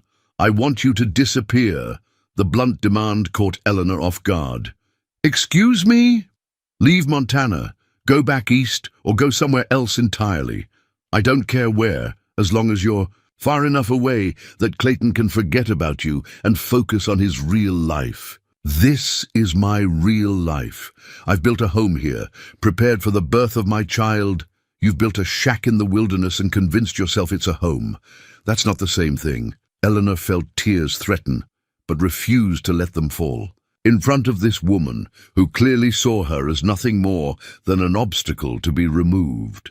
"Miss Morrison, I understand you're upset about the gossip, but I can't simply abandon everything I've worked for because it inconveniences your wedding plans." "Can't you?" "Because I think you'll find that life in this community could become very difficult for someone who's already viewed with suspicion. Supplies might become hard to obtain. Neighbors might stop calling. Medical assistance might be unavailable when you need it most." The threat was delivered with cool politeness, but its implications were crystal clear. Victoria Morrison had the social connections and family influence to make Eleanor's life impossible if she chose to use them. "Are you threatening me?" "I'm explaining reality. You're an unmarried pregnant woman with no family connections and a questionable past. Your continued presence here is causing problems for respected members of the community. People will naturally choose sides, and I think you'll find they don't choose yours." Eleanor stared at the beautiful, composed woman who'd just threatened to destroy her life with such casual cruelty. This was the woman Clayton was expected to marry, the one who would bear his children and share his future. The contrast between Victoria's cold calculation and Clayton's genuine warmth was so stark it was almost comical. "Miss Morrison, I won't be driven away by threats or social pressure. This is my home, and I intend to stay, even if it means destroying Clayton's future. Because that's what you're doing, whether you admit it or not. Every day you remain here, his reputation suffers more damage. His father has already threatened to cut him off completely if he doesn't end his association with you. Then perhaps Mr. Hartwell should marry you immediately and put all speculation to rest. He should, but he won't as long as he holds on to whatever fantasy he's built around you." Victoria stood to leave, her movements precise and controlled. "Miss Sullivan, I'm going to give you time to think about what I've said, to consider whether your selfish desire to stay here is worth ruining the life of a good man who deserves better than to be destroyed by misguided chivalry." After Victoria left, Eleanor sat in her chair and stared at the baby cradle she'd crafted with such hope. Everything she'd built here, the cabin, the preparations for winter, the dream of independence, suddenly felt fragile and temporary. Not because of Victoria's threats, which Eleanor could probably weather, but because of the terrible realization that her mere existence was indeed damaging Clayton in ways she couldn't prevent or repair. She'd come to Montana to escape the consequences of her past mistakes, but instead she'd created new problems that threatened someone she'd grown to care about more than she'd ever intended. The isolation she'd craved had become a prison, and the independence she'd fought for felt hollow when it came at the cost of Clayton's future. The baby stirred restlessly, as if sensing her distress, and Eleanor placed her hands on her belly with a heavy heart. Soon she would be responsible for making decisions that affected not just herself, but an innocent child who deserved better than a mother whose past kept creating problems in the present. Outside, the snow continued to fall, blanketing the world. In deceptive purity, while Eleanor wrestled with the knowledge that love, no matter how genuine, wasn't always enough to overcome the practical realities of life. Sometimes caring about someone meant making choices that felt like betrayal, even when they came from the deepest places of the heart. The faded wedding ring had been hidden in the bottom of Eleanor's trunk for so long that she'd almost forgotten its existence. Now, as she held it up to the firelight, the thin gold band seemed to mock everything she'd built her new life around. The inscription inside was still visible despite years of wear. C.W. to E.S. Forever United, June 1872. Charles. Whitmore to Eleanor Sullivan. A promise that had lasted exactly 18 months before crumbling under the weight of his disgust and her shame. Eleanor's hands shook as she stared at the ring, memories flooding back despite her efforts to keep them buried. The elaborate Boston wedding, the honeyed words of devotion, the gradual revelation of Charles's true nature as the novelty of marriage wore off. She'd thought herself free of him when he'd walked out, divorce papers in hand, but the legal reality was more complicated than emotional freedom. A sharp knock at her door made her jump, the ring falling from nerveless fingers to roll across the floor. Eleanor scrambled to retrieve it, heart pounding with irrational fear. No one knew about Charles, about the marriage that had never been properly dissolved, about the legal complications that made her situation far more precarious than anyone imagined.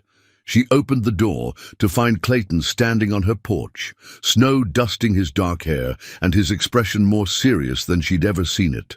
3 weeks of separation had only made him more handsome, and Eleanor felt her carefully constructed defenses waver at the sight of him. Clayton, I thought, your father forbade you to come here. My father forbids a lot of things. That doesn't mean I have to obey them all. Clayton's gaze searched her face with an intensity that made her want to retreat. Eleanor, we need to talk. May I come in? Every instinct urged her to refuse, to maintain the distance that protected them both from gossip and heartbreak. But the ring in her pocket felt like a weight dragging her toward honesty, and suddenly she was tired of carrying secrets alone. Of course. Clayton entered and immediately noticed the changes in her appearance, the shadows under her eyes, the way she moved more carefully, the subtle signs of stress that 3 weeks of isolation had carved into her features. You look exhausted. I'm fine, just the usual discomforts of pregnancy. Eleanor, don't lie to me. Something's wrong. I can see it in your face. She turned away from his perceptive gaze, busying herself with adjusting the fire. Nothing's wrong. I'm simply preparing for the baby's arrival and managing the challenges of winter. Is that why? Victoria Morrison felt the need to pay you a visit to help with winter preparations. Eleanor's hands stilled on the fireplace poker. You know about that? Victoria made sure I knew. She took great pleasure in describing her conversation with you, particularly the part where she threatened to make your life here impossible if you didn't leave Montana. She's concerned about your reputation, about the gossip. I don't give a damn about the gossip, and neither should you. Eleanor turned to face him, seeing the familiar, stubborn set of his jaw that meant he'd made up his mind about something. Clayton, the gossip isn't just idle chatter, it's damaging your future, your relationship with your family. My relationship with my family was damaged long before you arrived in Montana. And as for my future, I'm perfectly capable of deciding what that should look like. Are you? Because from what I understand, your father has threatened to disown you if you don't marry Victoria Morrison immediately. Clayton's expression darkened. My father has threatened many things over the years. Most of them proved to be empty bluster designed to manipulate me into compliance. And if they're not empty this time, if you lose your inheritance, your place at the ranch, your social standing, all for what? A pregnant woman you barely know? I know everything I need to know about you. No, you don't. The words came out sharper than she'd intended, fueled by the guilt of her hidden secrets. You know what I've chosen to tell you, which isn't the same thing at all. Clayton studied her face carefully, as if sensing undercurrents he couldn't quite identify. Then tell me the rest. Tell me what you're holding back. Eleanor felt the ring burning like a coal in her pocket. This was her moment to confess everything. to finally trust someone with the complete truth about her past. But the words seemed to stick in her throat, trapped by years of self-protection and fear. There's nothing to tell, Eleanor. I've been patient. I've respected your privacy, your need for space, your determination to handle everything alone. But I can't keep pretending that what's happening between us isn't real. Nothing is happening between us, isn't it? Clayton moved closer, his voice dropping to the gentle tone that always made her defenses crumble. Because the way you look at me, the way you smile when you think I'm not watching, the way you tense up whenever I mention leaving, that doesn't feel like nothing. Eleanor backed away until she hit the cabin wall, feeling trapped between his intensity and her own conflicted emotions. Whatever you think you see, you're mistaken. I came here to build a life for myself and my child. I don't have room for romantic complications. What if I'm not a complication? What if I'm the solution? To what problem? To the problem of you facing everything alone. To the problem of raising a child without a father. To the problem of two people who could be happy together if they'd stop being afraid of what other people think. The simple sincerity in his voice nearly broke her resolve. How easy it would be to tell him everything, to trust that love could overcome the legal and social obstacles standing between them. But the ring in her pocket was a reminder that her situation was far more complicated than he knew. Clayton, you don't understand. My past, my circumstances, they're more complicated than you realize. Then help me understand. Tell me what's really going on. Eleanor took a shaky breath, knowing she was about to destroy whatever fantasy he'd built around their relationship. The baby I'm carrying, the father isn't some nameless stranger who abandoned me. He's my husband. The words fell into the space between them like stones into still water, creating ripples of shock and confusion across Clayton's features. For a long moment he simply stared at her, processing the implications of what she'd just revealed. Your husband? Yes, Charles Whitmore of Boston. We were married in June of 1872. Eleanor pulled the ring from her pocket, holding it out like evidence of her deception. The marriage was troubled from the beginning. When he discovered I was pregnant, he assumed the child wasn't his and filed for divorce. But legal proceedings take time, and the paperwork was never finalized. Clayton's face went through a series of expressions: shock, confusion, and finally something that looked almost like relief. So you're still legally married? Yes. Which means everything I've told you about being independent, about building a life alone, it's all been a lie. I'm not a fallen woman making a brave new start. I'm a married woman whose husband abandoned her, carrying a child he refuses to acknowledge as his own. Eleanor, do you understand now why I can't let myself care about you? Why I have to keep pushing you away? I'm not free to love anyone, Clayton. I may never be free. Eleanor sank into her chair, exhausted by the weight of confession. She'd expected Clayton to react with anger or disgust, to realize that she'd been deceiving him about the fundamental facts of her situation. Instead, he knelt beside her chair and took her trembling hands in his. Eleanor, look at me, she raised, her eyes reluctantly, prepared to see disappointment or betrayal in his expression. Instead, she found only the same gentle concern that had drawn her to him from the beginning. Do you really think that changes anything? Of course it changes everything. I'm married, Clayton, legally bound to a man who rejected me and our child. Even if Charles agreed to finalize the divorce, the scandal would follow me forever. I'm not someone you can build a respectable life with. Respectable according to whom? The same people who are already gossiping about us. The same society that would see you and your child suffer rather than acknowledge that sometimes marriages fail? Respectable according to the law, according to your family, according to every standard that matters in the world you come from. Clayton was quiet for a long moment, his thumbs tracing gentle circles on the backs of her hands. When he spoke, his voice held a certainty that both thrilled and terrified her. Eleanor, what if I told you that none of that matters to me? What if I said I'd rather build something real with you, complicated legal situation and all, than live a lie with someone else? I'd say you're not thinking clearly. The obstacles aren't just social, they're legal.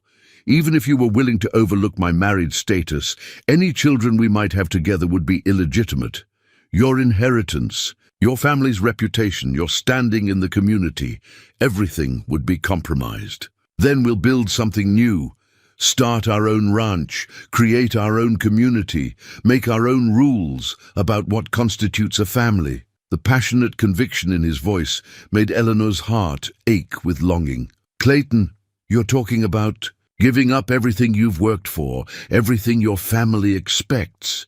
I'm talking about choosing love over obligation, choosing authenticity over appearances, choosing a future I help create rather than one that's been mapped out for me since birth. And what about Victoria Morrison?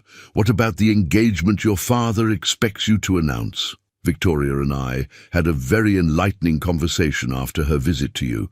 She made it clear that she views our marriage as a business arrangement, rather than a romantic partnership.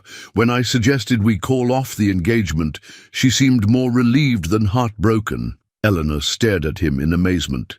You broke your engagement? I postponed it indefinitely, which amounts to the same thing. Victoria will find someone else to marry, someone who shares her vision of marriage as a social and economic alliance. She deserves that, and I deserve something different. Something different like what? Like the possibility of waking up every morning next to someone who challenges me to be better than I am.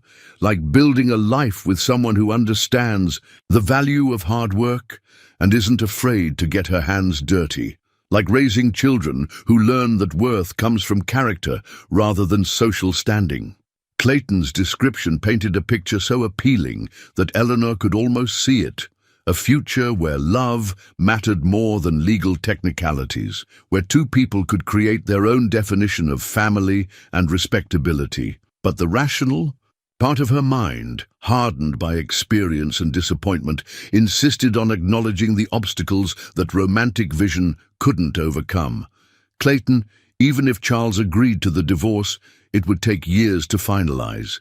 Years during which we couldn't marry, couldn't legitimize any relationship between us. Could you really live with that uncertainty? I've been living with uncertainty since the day I met you. At least this way, we'd be facing it together. And if he refuses to grant the divorce, if he decides to fight it out of spite or stubbornness, Charles can be vindictive when his pride is wounded. Then we'll find another way, move somewhere divorce laws are more favorable, or simply live as common law spouses and let the legal formalities sort themselves out eventually. Eleanor pulled her hands free from his, needing distance to think clearly. You make it sound so simple, but real life is more complicated than romantic gestures. What about when the novelty wears off and you realize what you've sacrificed? What about when your children ask why their parents weren't properly married? What about when you're 50 years old and wonder what your life might have been if you'd made different choices? What about wondering what my life might have been if I'd been brave enough to fight for what I wanted, instead of settling for what was expected? The question hung between them like a challenge, forcing Eleanor to confront her own fears and motivations. Was she protecting Clayton from making a terrible mistake, or was she protecting herself from the vulnerability that came with being truly loved? I need time to think, she said finally. This is too important to decide based on emotion alone. Clayton nodded, though she could see the effort it cost him to accept her request for space. How much time? I don't know. Enough to consider all the implications, to contact Charles about finalizing the divorce, to figure out what's actually possible rather than just dreaming about what might be ideal. Eleanor, while you're thinking, remember this. I'm not asking you to take a leap of faith based on pretty words and romantic promises. I'm asking you to consider building something real with someone who sees you exactly as you are and loves you anyway. After Clayton left, Eleanor sat by her fire and stared at the wedding ring that had started this whole conversation. The simple gold band represented so many things. promises broken, trust betrayed, hopes disappointed, but it also represented the legal reality she couldn't escape, no matter how much she wanted to believe in the possibility of a different future. The baby stirred beneath her ribs, reminding her that soon she would be responsible for making decisions that affected more than just herself. Did she have the right to burden her child with the complications of her own past? Did she have the right to let Clayton sacrifice his secure future for an uncertain life with someone who might never be legally free to marry him? Or did she have the right to deny herself and her child the possibility of a loving family, simply because that family didn't conform to society's narrow definitions of respectability?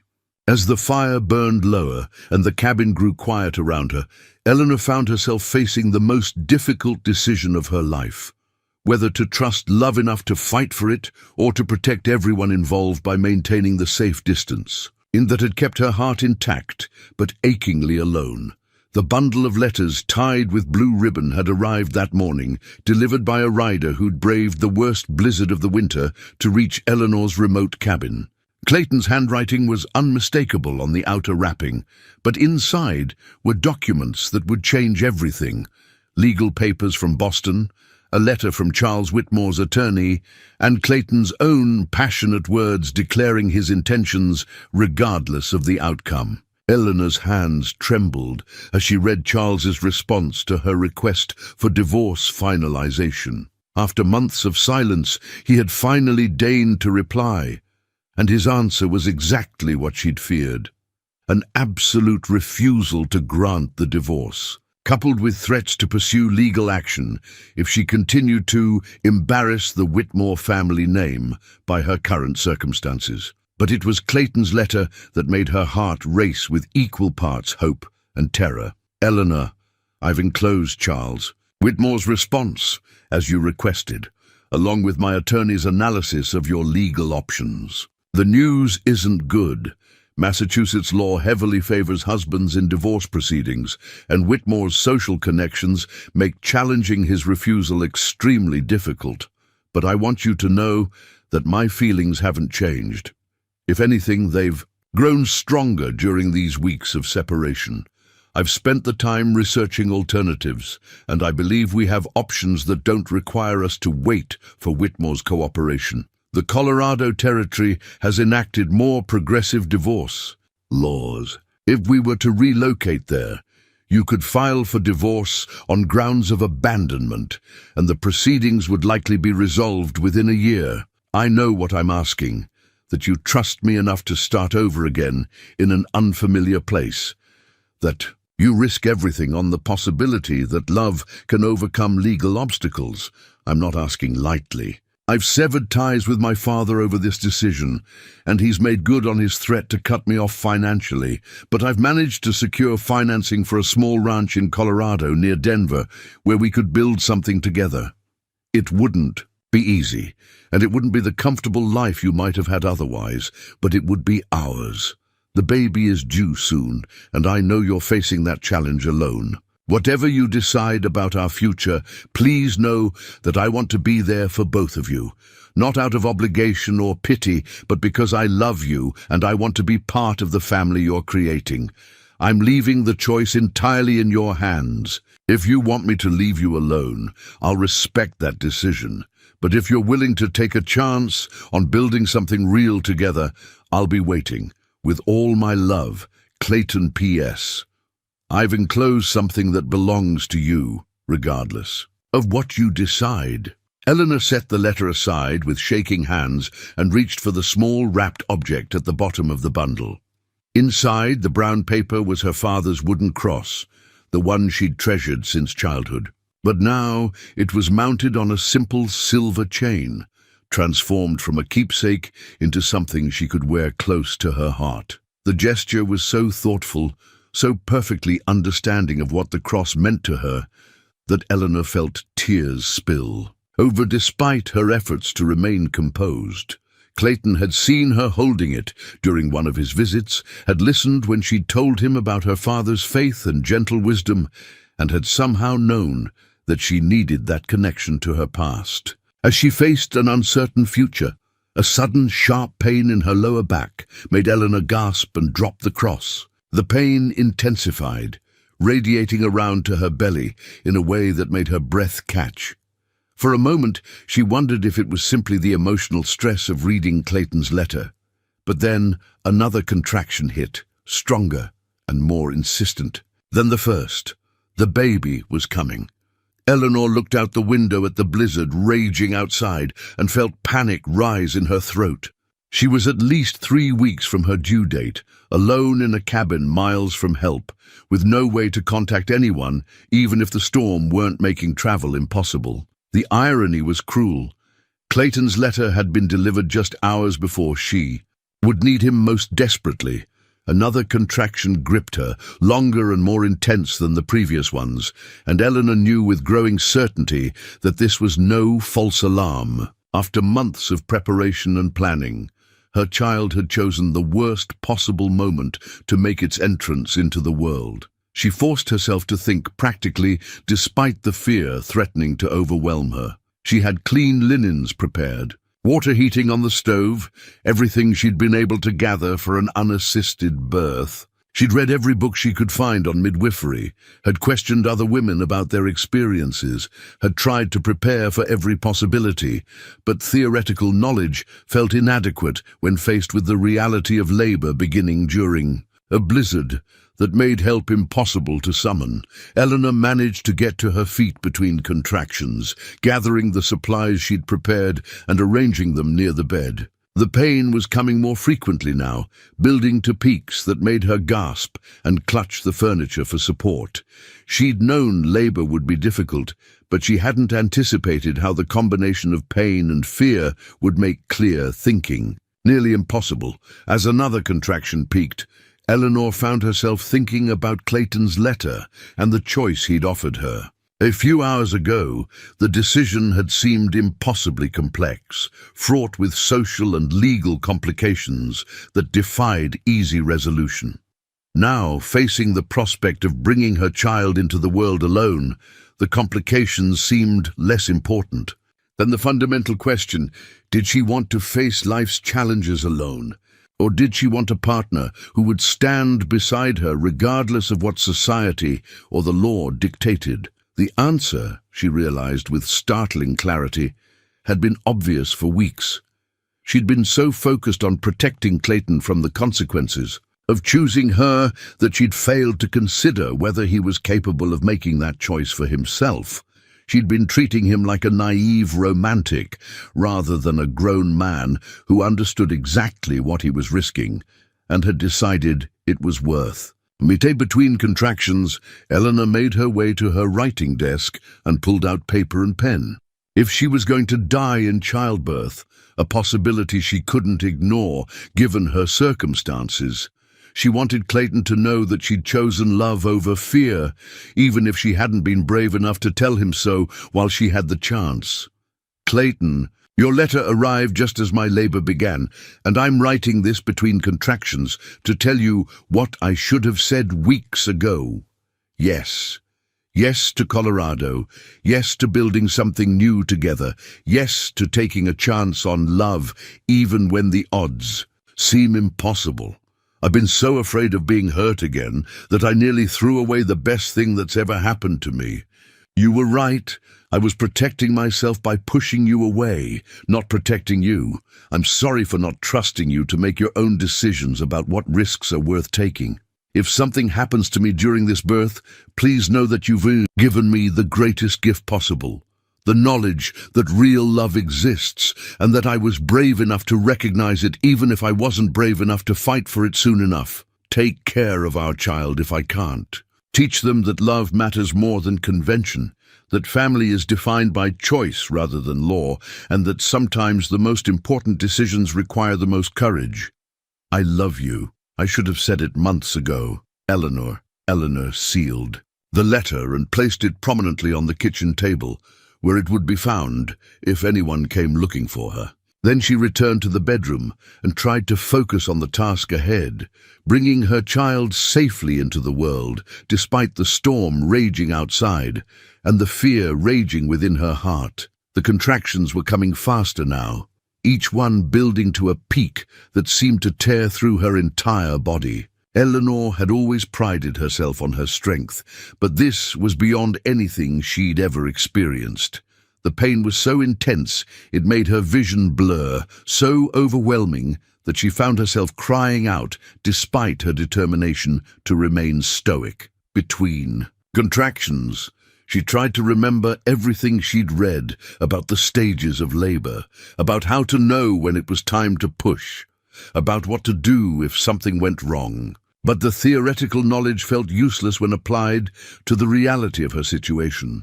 She was flying blind, guided only by instinct and the desperate hope that women had been giving birth without medical assistance for millennia. As the storm continued to rage outside her windows and the contractions continued to intensify, Eleanor found herself thinking about all the choices that had led her to this moment. The decision to leave Boston, to buy land in Montana, to build a life alone rather than accept charity or pity.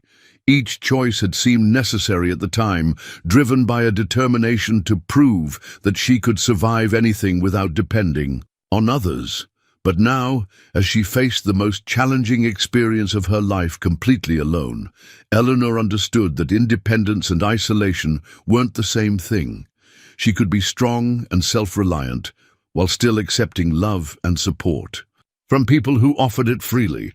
She could build a life on her own terms while still allowing others to be part of that life. The realization came with another contraction so intense it drove all other thoughts from her mind. The baby was coming whether she was ready or not, whether help was available or not, whether she was brave enough for what lay ahead or not. All she could do now was survive the next few hours and hope that dawn would bring not just the end of the storm, but the beginning of the life she'd finally found the courage to choose.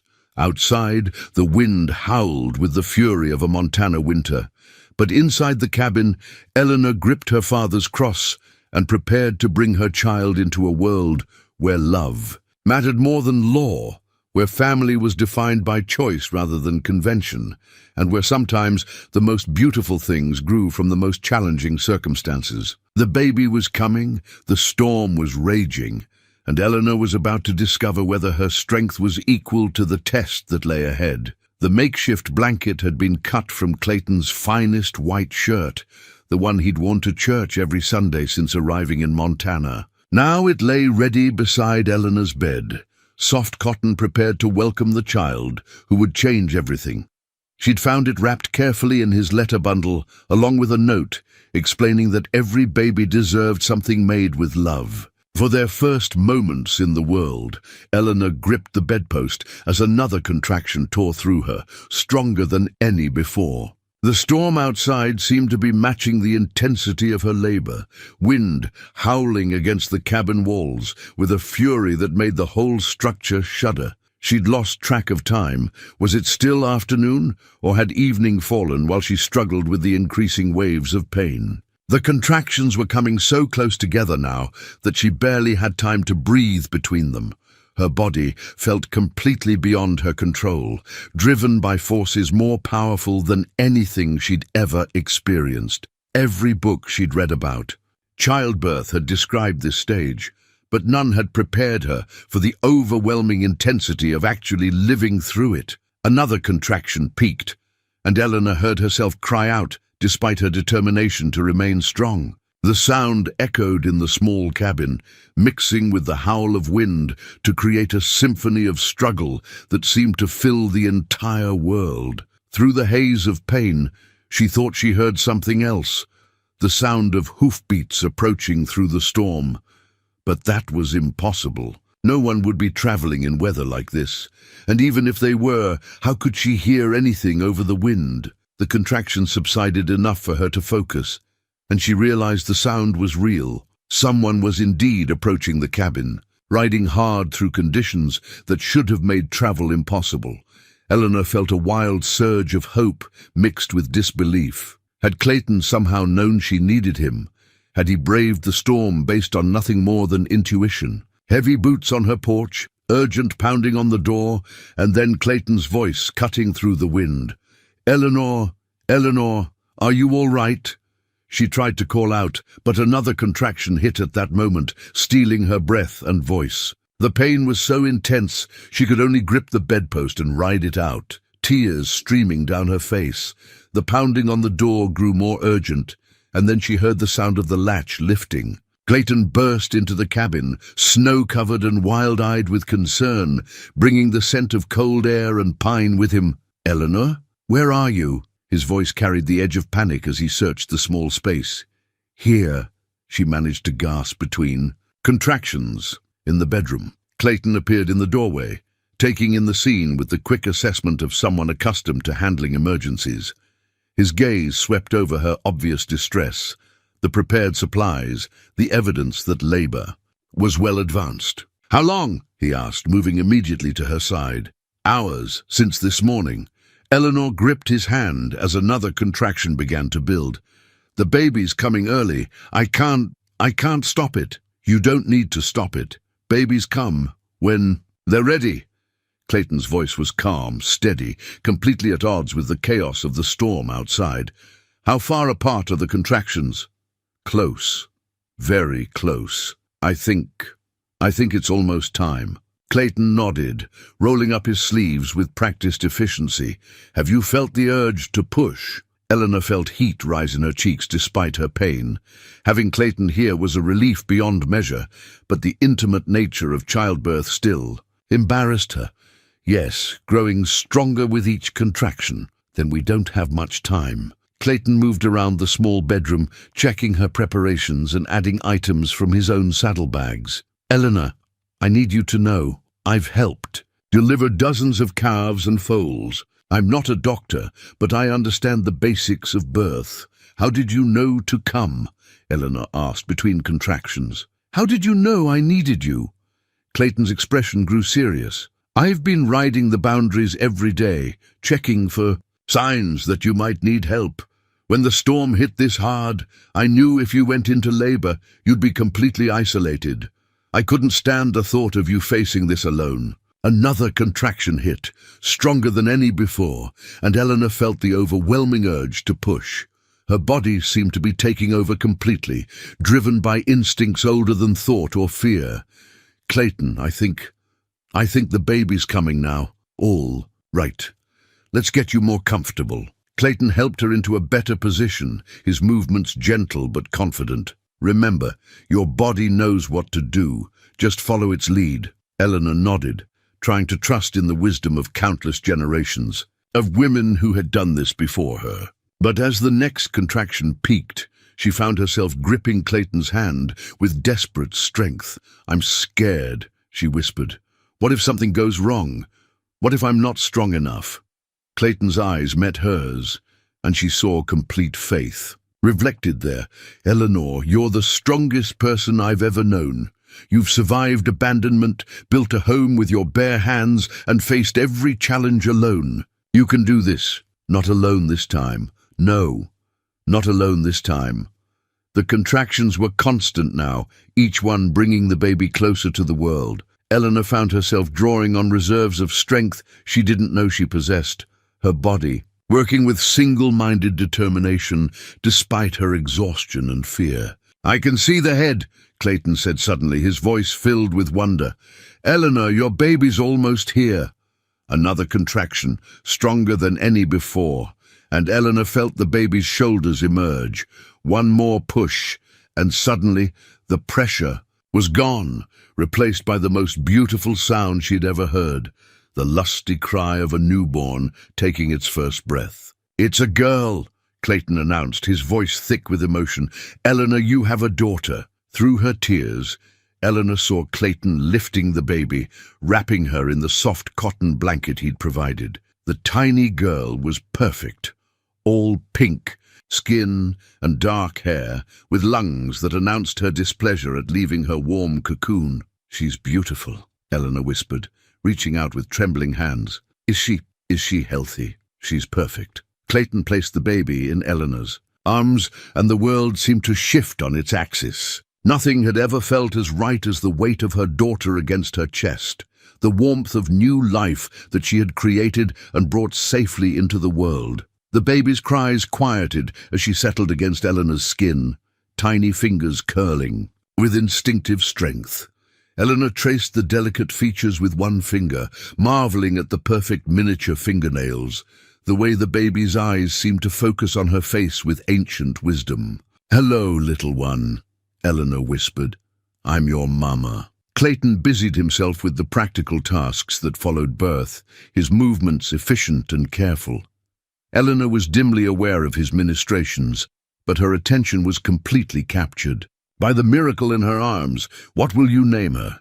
Clayton asked softly. Eleanor looked up at him, seeing the way he watched both her and the baby with an expression of such tender protectiveness that her heart swelled with love. "Hope," she said without hesitation. "Her name is Hope. Hope Sullivan." Clayton repeated, and the name sounded perfect in his voice. "Hope Hartwell," Eleanor corrected quietly, meeting his eyes with newfound certainty. "If you still want us." Clayton's face transformed with joy so complete it took Eleanor's breath away. "Are you sure?" "I'm sure." About Colorado, about starting over, about building something real together. "I'm sure about all of it." Clayton leaned down and kissed her forehead gently, then brushed a finger across the baby's cheek. "Then we'll be a family, all three of us." Outside, the storm was beginning to subside, the wind's howl fading to a whisper. Inside the cabin, a new family was taking shape, not bound by law or convention, but by choice and love and the shared commitment to build something beautiful from the fragments of their individual pasts. As Eleanor held her daughter close and felt Clayton's strong presence beside them both, she realized that sometimes the most precious things came from the most unexpected circumstances. Love hadn't rescued her, she'd rescued herself.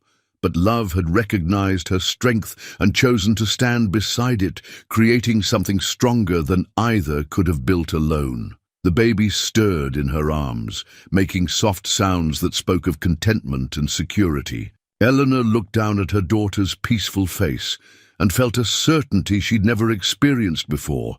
Whatever challenges lay ahead, whatever obstacles they would have to overcome, they would face them together. Hope had been born into a storm, but she would grow up surrounded by love that had proven itself strong enough to weather any tempest. The new cabin door had been Clayton's idea, built together during Eleanor's recovery from childbirth.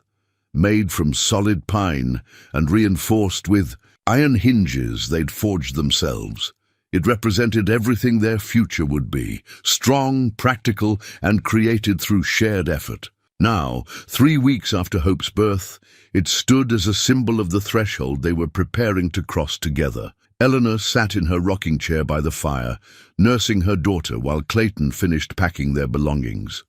Tomorrow, they would leave Montana for Colorado territory, closing the door on the life she'd built alone to open another with the family they'd chosen to become. The decision hadn't been easy. Despite the certainty she'd felt during Hope's birth, leaving the cabin she'd built with her own hands felt like abandoning a part of herself, even though she knew it was necessary. Charles Whitmore's latest letter, delivered just days after the baby's arrival, had made staying in Montana impossible. "Eleanor, I have learned through certain social connections that you have given birth to a child while still legally married to me. This brazen flouting of moral law and social convention cannot be tolerated. I am prepared to take legal action to claim custody of the child as my legitimate heir, regardless of its actual parentage. Your continued defiance of propriety has brought shame upon the Whitmore name. I demand that you return to Boston immediately with the child, or I will be forced to involve the authorities in resolving this matter. I trust you will see reason and comply with this reasonable request. Charles Whitmore." The threat had been clear enough: return to a loveless marriage and surrender control of her daughter's future, or fight a legal battle she couldn't win against a man with unlimited resources and social connections. But Clayton had offered a third option: disappear completely, start fresh in Colorado territory, where the Whitmore name carried no weight and different laws might offer better protection. "Are you having second thoughts?" Clayton asked, noticing her contemplative expression as he secured the last of their supplies. "About leaving? No. About what we're asking you to sacrifice. Sometimes." Clayton set down the rope he'd been coiling and moved to sit on the arm of her chair. "Eleanor, we've been through this. I'm not sacrificing anything I want to keep. Your inheritance, your family's approval, your standing in the community. My father's money comes with too many strings attached. My family's approval was never mine to begin with. It belonged to whoever they wanted me to be, not who I actually am. And the community—" Clayton gestured toward the window, where snow still covered the ground, despite the approaching spring. "This community never would have accepted us anyway. Not really." Eleanor shifted Hope to her shoulder, patting the baby's back gently. "What about regrets? What about when you're 40 years old and working twice as hard for half the comfort you could have had if you'd married Victoria Morrison? What about when I'm 40 years old and realize I chose a life that actually belongs to me?" The simple confidence in his voice still amazed Eleanor after all these weeks. Clayton approached their uncertain future with the same steady determination he brought to every challenge, as if love was sufficient foundation for whatever they might need to build. "Your mother stopped by yesterday while you were hunting," Eleanor said quietly. "She brought more baby clothes and some preserves for the journey." Clayton's expression grew cautious. "How was that conversation?" "Difficult. She's proud of you for following your heart, but terrified about what it might cost. She wanted to know if I understood what I was asking you to give up." "And what did you tell her?" "That I'd asked you to give up nothing. That you'd chosen this path yourself, despite every effort I made to discourage you." Catherine Hartwell had been the hardest part of leaving Montana in many ways. Unlike Clayton's father, who had responded to their plans with rage and threats of permanent estrangement, his mother had offered grudging understanding tinged with maternal worry. "She loves you," Eleanor continued, "even if she can't approve of your choices. I know. That's what makes leaving harder, knowing I'm disappointing the one person whose opinion actually matters to me." She also said something else. Eleanor paused, remembering the older woman's parting words. She said that sometimes the greatest act of love is letting someone make their own mistakes, even when you're certain they're wrong. Does she think we're making a mistake? She thinks we're taking enormous risks for uncertain rewards. But she also said she'd rather see you happy and poor than miserable and rich. Clayton was quiet for a moment, processing his mother's message. Hope had fallen asleep in Eleanor's arms, her tiny face peaceful in the firelight. The sight of his daughter, for he'd claimed her as his own from the moment of her birth, always seemed to reinforce his conviction about their chosen path. "Eleanor, do you remember the first time I found you here? How you looked splitting firewood with such fierce determination. I remember you thought I was crazy for attempting to build a homestead alone. I thought you were the most remarkable woman I'd ever seen. Here was someone who'd rather face impossible odds than accept a life that didn't belong to her, someone who'd chosen struggle over surrender, authenticity over comfort." Eleanor felt tears threaten at the memory. "I was so angry at you for showing up, so determined to prove I didn't need help from anyone." "You didn't need help. You needed a partner. There's a difference, is there? Help implies temporary assistance, with tasks you can't manage alone. Partnership means sharing the load, because two people working together can accomplish things that neither could achieve individually." The distinction resonated with Eleanor in ways that surprised her. She'd spent so much energy insisting on complete independence that she'd failed to recognize the possibility of interdependence. Two strong people choosing to build something together, not out of weakness, but out of strength. A soft knock at the door interrupted her thoughts. Clayton rose to answer it, and Eleanor heard the murmur of familiar voices. Johann and Maria Kowalski. "Come to say goodbye." "Miss Sullivan?" Maria said, bustling into the cabin with her arms full of food and baby clothes. "We could not let you leave without proper provisions for the journey." Johann followed more slowly, his weathered face creased with concern. "The trail to Colorado is hard this time of year. Much snow still in the high passes." "We'll manage," Clayton assured him. "We're planning to take the southern route, through Denver. It's longer but safer with the baby." "Good, good." Johann nodded approvingly. "You have telegraph address for—" "When you arrive, Maria will worry until she knows you're safe." Eleanor felt her throat tighten with unexpected emotion. She'd worked so hard to remain aloof from her neighbors, to avoid the complications of community involvement. But the Kowalskis' genuine concern reminded her that isolation and independence weren't synonymous. "We'll send word as soon as we're settled," she promised.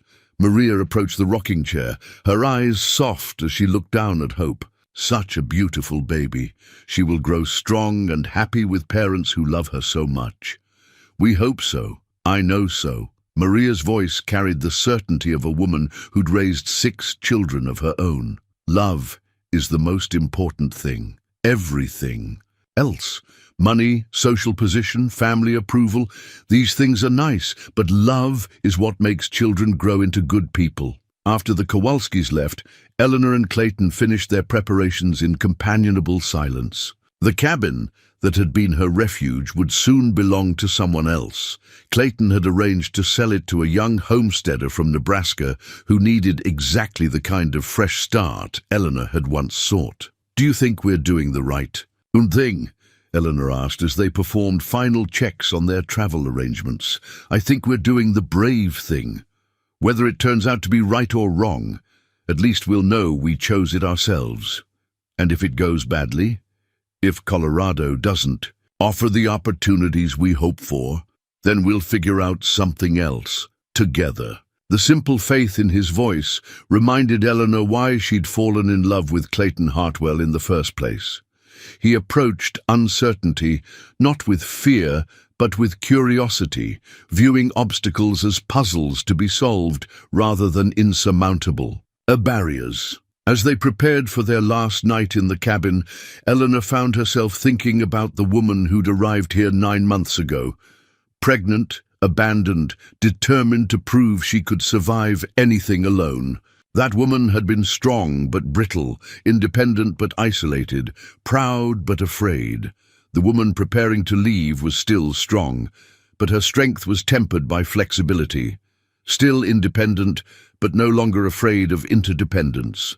Still proud, but proud of what she'd built, rather than what she'd survived. "Clayton," she said as they settled into bed with Hope sleeping peacefully between them. "Thank you." "For what?" "For seeing who I could become, not just who I was when you found me." Clayton reached across their sleeping daughter to take Eleanor's hand. "Thank you for letting me become someone I actually wanted to be." Outside, the Montana wind sang through the pine trees one last time, carrying the scent of snow and possibility. Inside the cabin, a family prepared for sleep, knowing that tomorrow would bring new challenges, but facing them with the confidence that comes from choosing love over fear, authenticity over convention, and partnership over the illusion of complete self-sufficiency. The new door would protect other dreamers now, but the family it had sheltered was ready to build fresh dreams in new territory, carrying nothing but hope and each other toward an uncertain but chosen future. The family garden stretched before them in neat rows of green abundance, testament to 3 years of careful tending and shared labor. Eleanor straightened from weeding the tomato plants, one hand on her lower back and the other shading her eyes, as she watched Clayton teaching 2-year-old Hope to identify the different vegetables they'd grown together. The Colorado soil had proven more generous than Montana's harsh ground, yielding crops that sustained both body and spirit. "Mama, look!" Hope's delighted squeal drew Eleanor's attention to where the toddler was pointing at a fat cucumber hiding beneath broad leaves.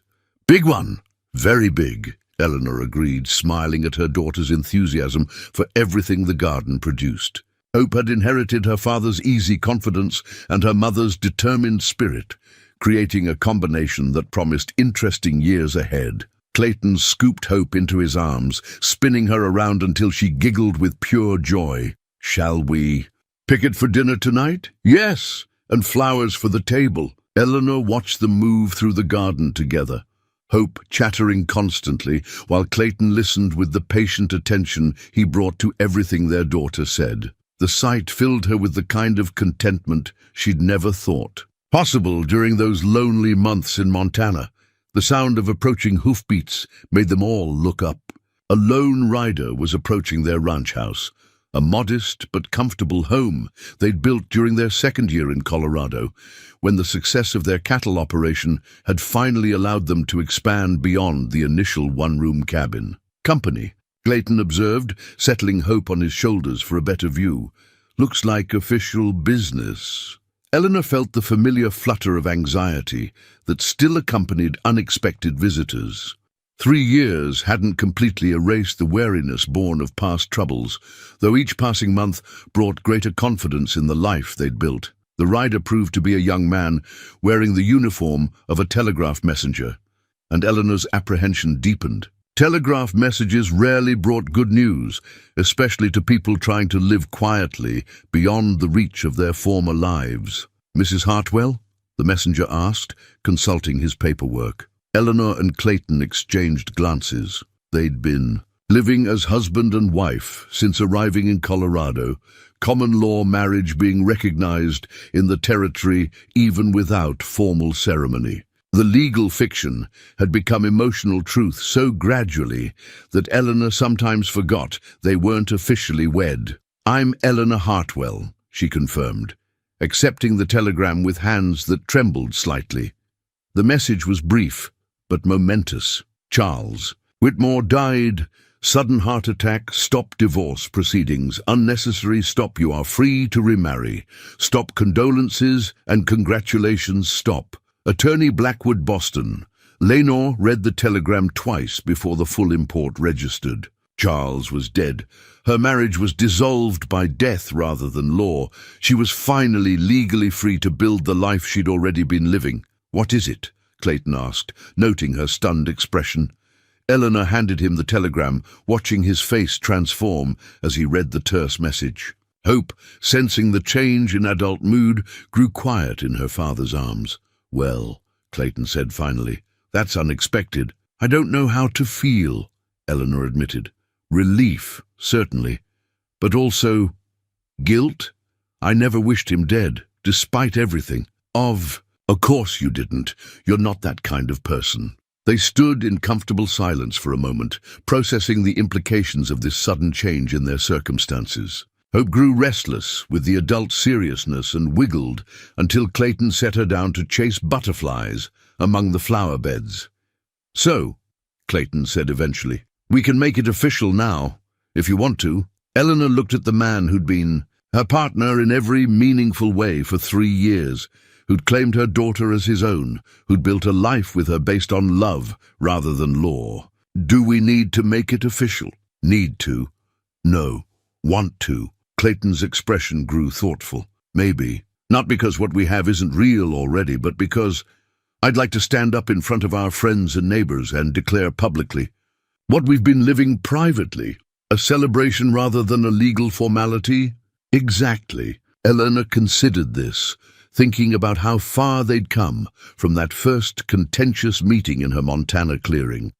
Their relationship had been tested by financial hardship, social disapproval, and the practical challenges of starting over. In unfamiliar territory, it had survived and flourished not because of legal bonds, but because of mutual choice renewed daily. "Then yes," she said, surprising herself with the certainty in her voice. "Yes, I'd like that very much." Clayton's smile was like sunrise after a long night. "Really? Really? But nothing elaborate. Just something simple with the people who matter to us. The Kowalskis could come down from Montana. My mother might even make the trip if we gave her enough notice." Eleanor felt her heart warm at the mention of Catherine Hartwell, who had gradually thawed toward their unconventional arrangement over the past 3 years. The birth of Hope had helped. Grandchildren had a way of softening even the most principled. Objections to irregular situations. She'd love that. And Hope would enjoy having her grandmother here for the ceremony. "Gamma!" Hope called out from the flower bed, having learned that any mention of Catherine Hartwell meant presents and extra attention. "Yes, sweetheart. Gamma might come visit soon." As they walked back toward the house, Eleanor found herself reflecting on the journey that had brought them to this moment. The woman who'd arrived in Montana Territory 3 years ago had been running from a life that didn't fit, desperate to prove she could survive alone. The woman walking through a Colorado garden. With her chosen family had learned that true strength lay not in isolation, but in the courage to trust and be trusted. Their ranch was modest by the standards of Clayton's family heritage, but it was theirs in ways that inherited wealth could never be. Every fence post, every improvement, every success had been earned through shared effort and mutual support. "Eleanor," Clayton said as they reached the porch, "can I ask you something?" "Of course. Are you happy? Really happy? Not just content or satisfied, but truly happy?" Eleanor looked around at the life they'd built, the garden flourishing under. A careful tending, the house that rang with laughter and conversation, the daughter who would grow up knowing she was loved unconditionally. Then she looked at the man who'd seen her strength when she'd only felt her weakness, who'd chosen her when she'd been certain no one ever would again. "Yes," she said simply. "I'm happy in ways I never thought possible, even without the social position you grew up with, even without the security of family wealth. Especially without those things, this life belongs to us in ways that other life never could have." Clayton nodded, understanding passing between them, born of shared experience and mutual respect. They'd both discovered that the things they'd thought they wanted, approval, security, conformity, mattered far less than the things they'd built together through choice and effort. That evening, as they sat on their porch watching Hope chase fireflies in the gathering dusk, Eleanor found herself thinking about the letter she'd write to Attorney Blackwood, formally closing the chapter of her life that had begun with such hope and ended with such disappointment. But mostly, she thought about the future spreading before them like the Colorado prairie, vast, with possibility, challenging but manageable. With the right partner, beautiful in ways that had nothing to do with other people's definitions of success. Hope toddled over to climb into Eleanor's lap, warm and solid and perfect in the way only beloved children could be. "Mama, sing the garden song," Eleanor obliged, her voice soft in the evening air as she sang the simple melody she'd made up about planting and growing and tending the things that mattered most. Clayton's deeper voice joined hers on the chorus, their harmonies blending as naturally as their lives had intertwined. Later, after Hope had been tucked into bed and the evening chores completed, Eleanor and Clayton sat together, planning their wedding and their future. Not grand dreams of wealth or status, but practical hopes for expanding their herd, improving their land, and raising their daughter to understand that love was a choice made new each day, rather than a feeling that simply happened. The telegram that had changed everything lay on the kitchen table, but its importance had already faded. Charles Whitmore's death had given them legal freedom, but they'd been truly free for years, free to choose each other, free to build something authentic, free to define family and success and happiness on their own terms. Outside, the Colorado. Night settled over their valley with the kind of peace that came from work well done and love well tended. Inside their modest home, a family prepared for sleep, knowing that tomorrow would bring new challenges and new joys, but also knowing they would face them together. The garden would need watering in the morning, the cattle would need checking, and Hope would need the 100 small attentions that filled a parent's day. But those tasks felt like privileges rather than burdens when undertaken with willing hands and grateful hearts. Eleanor fell asleep that night with Clayton's arm around her and Hope's gentle breathing audible from the next room, thinking about seeds planted in harsh ground that had somehow grown into something beautiful beyond imagining. Love, she'd learned, was like that. It could take root in the most unlikely circumstances and flourish when tended with patience, care, and the courage to keep choosing it even when easier options presented themselves. The woman who'd built a cabin with her bare hands in the Montana wilderness had discovered something far more valuable than mere survival. She'd found a way to live fully, authentically and joyfully with people who loved her, not despite her complications, but because of the strength those complications had revealed. And that, Eleanor thought as sleep claimed her, was worth more than any inheritance, any social approval, any conventional success the world might offer in exchange.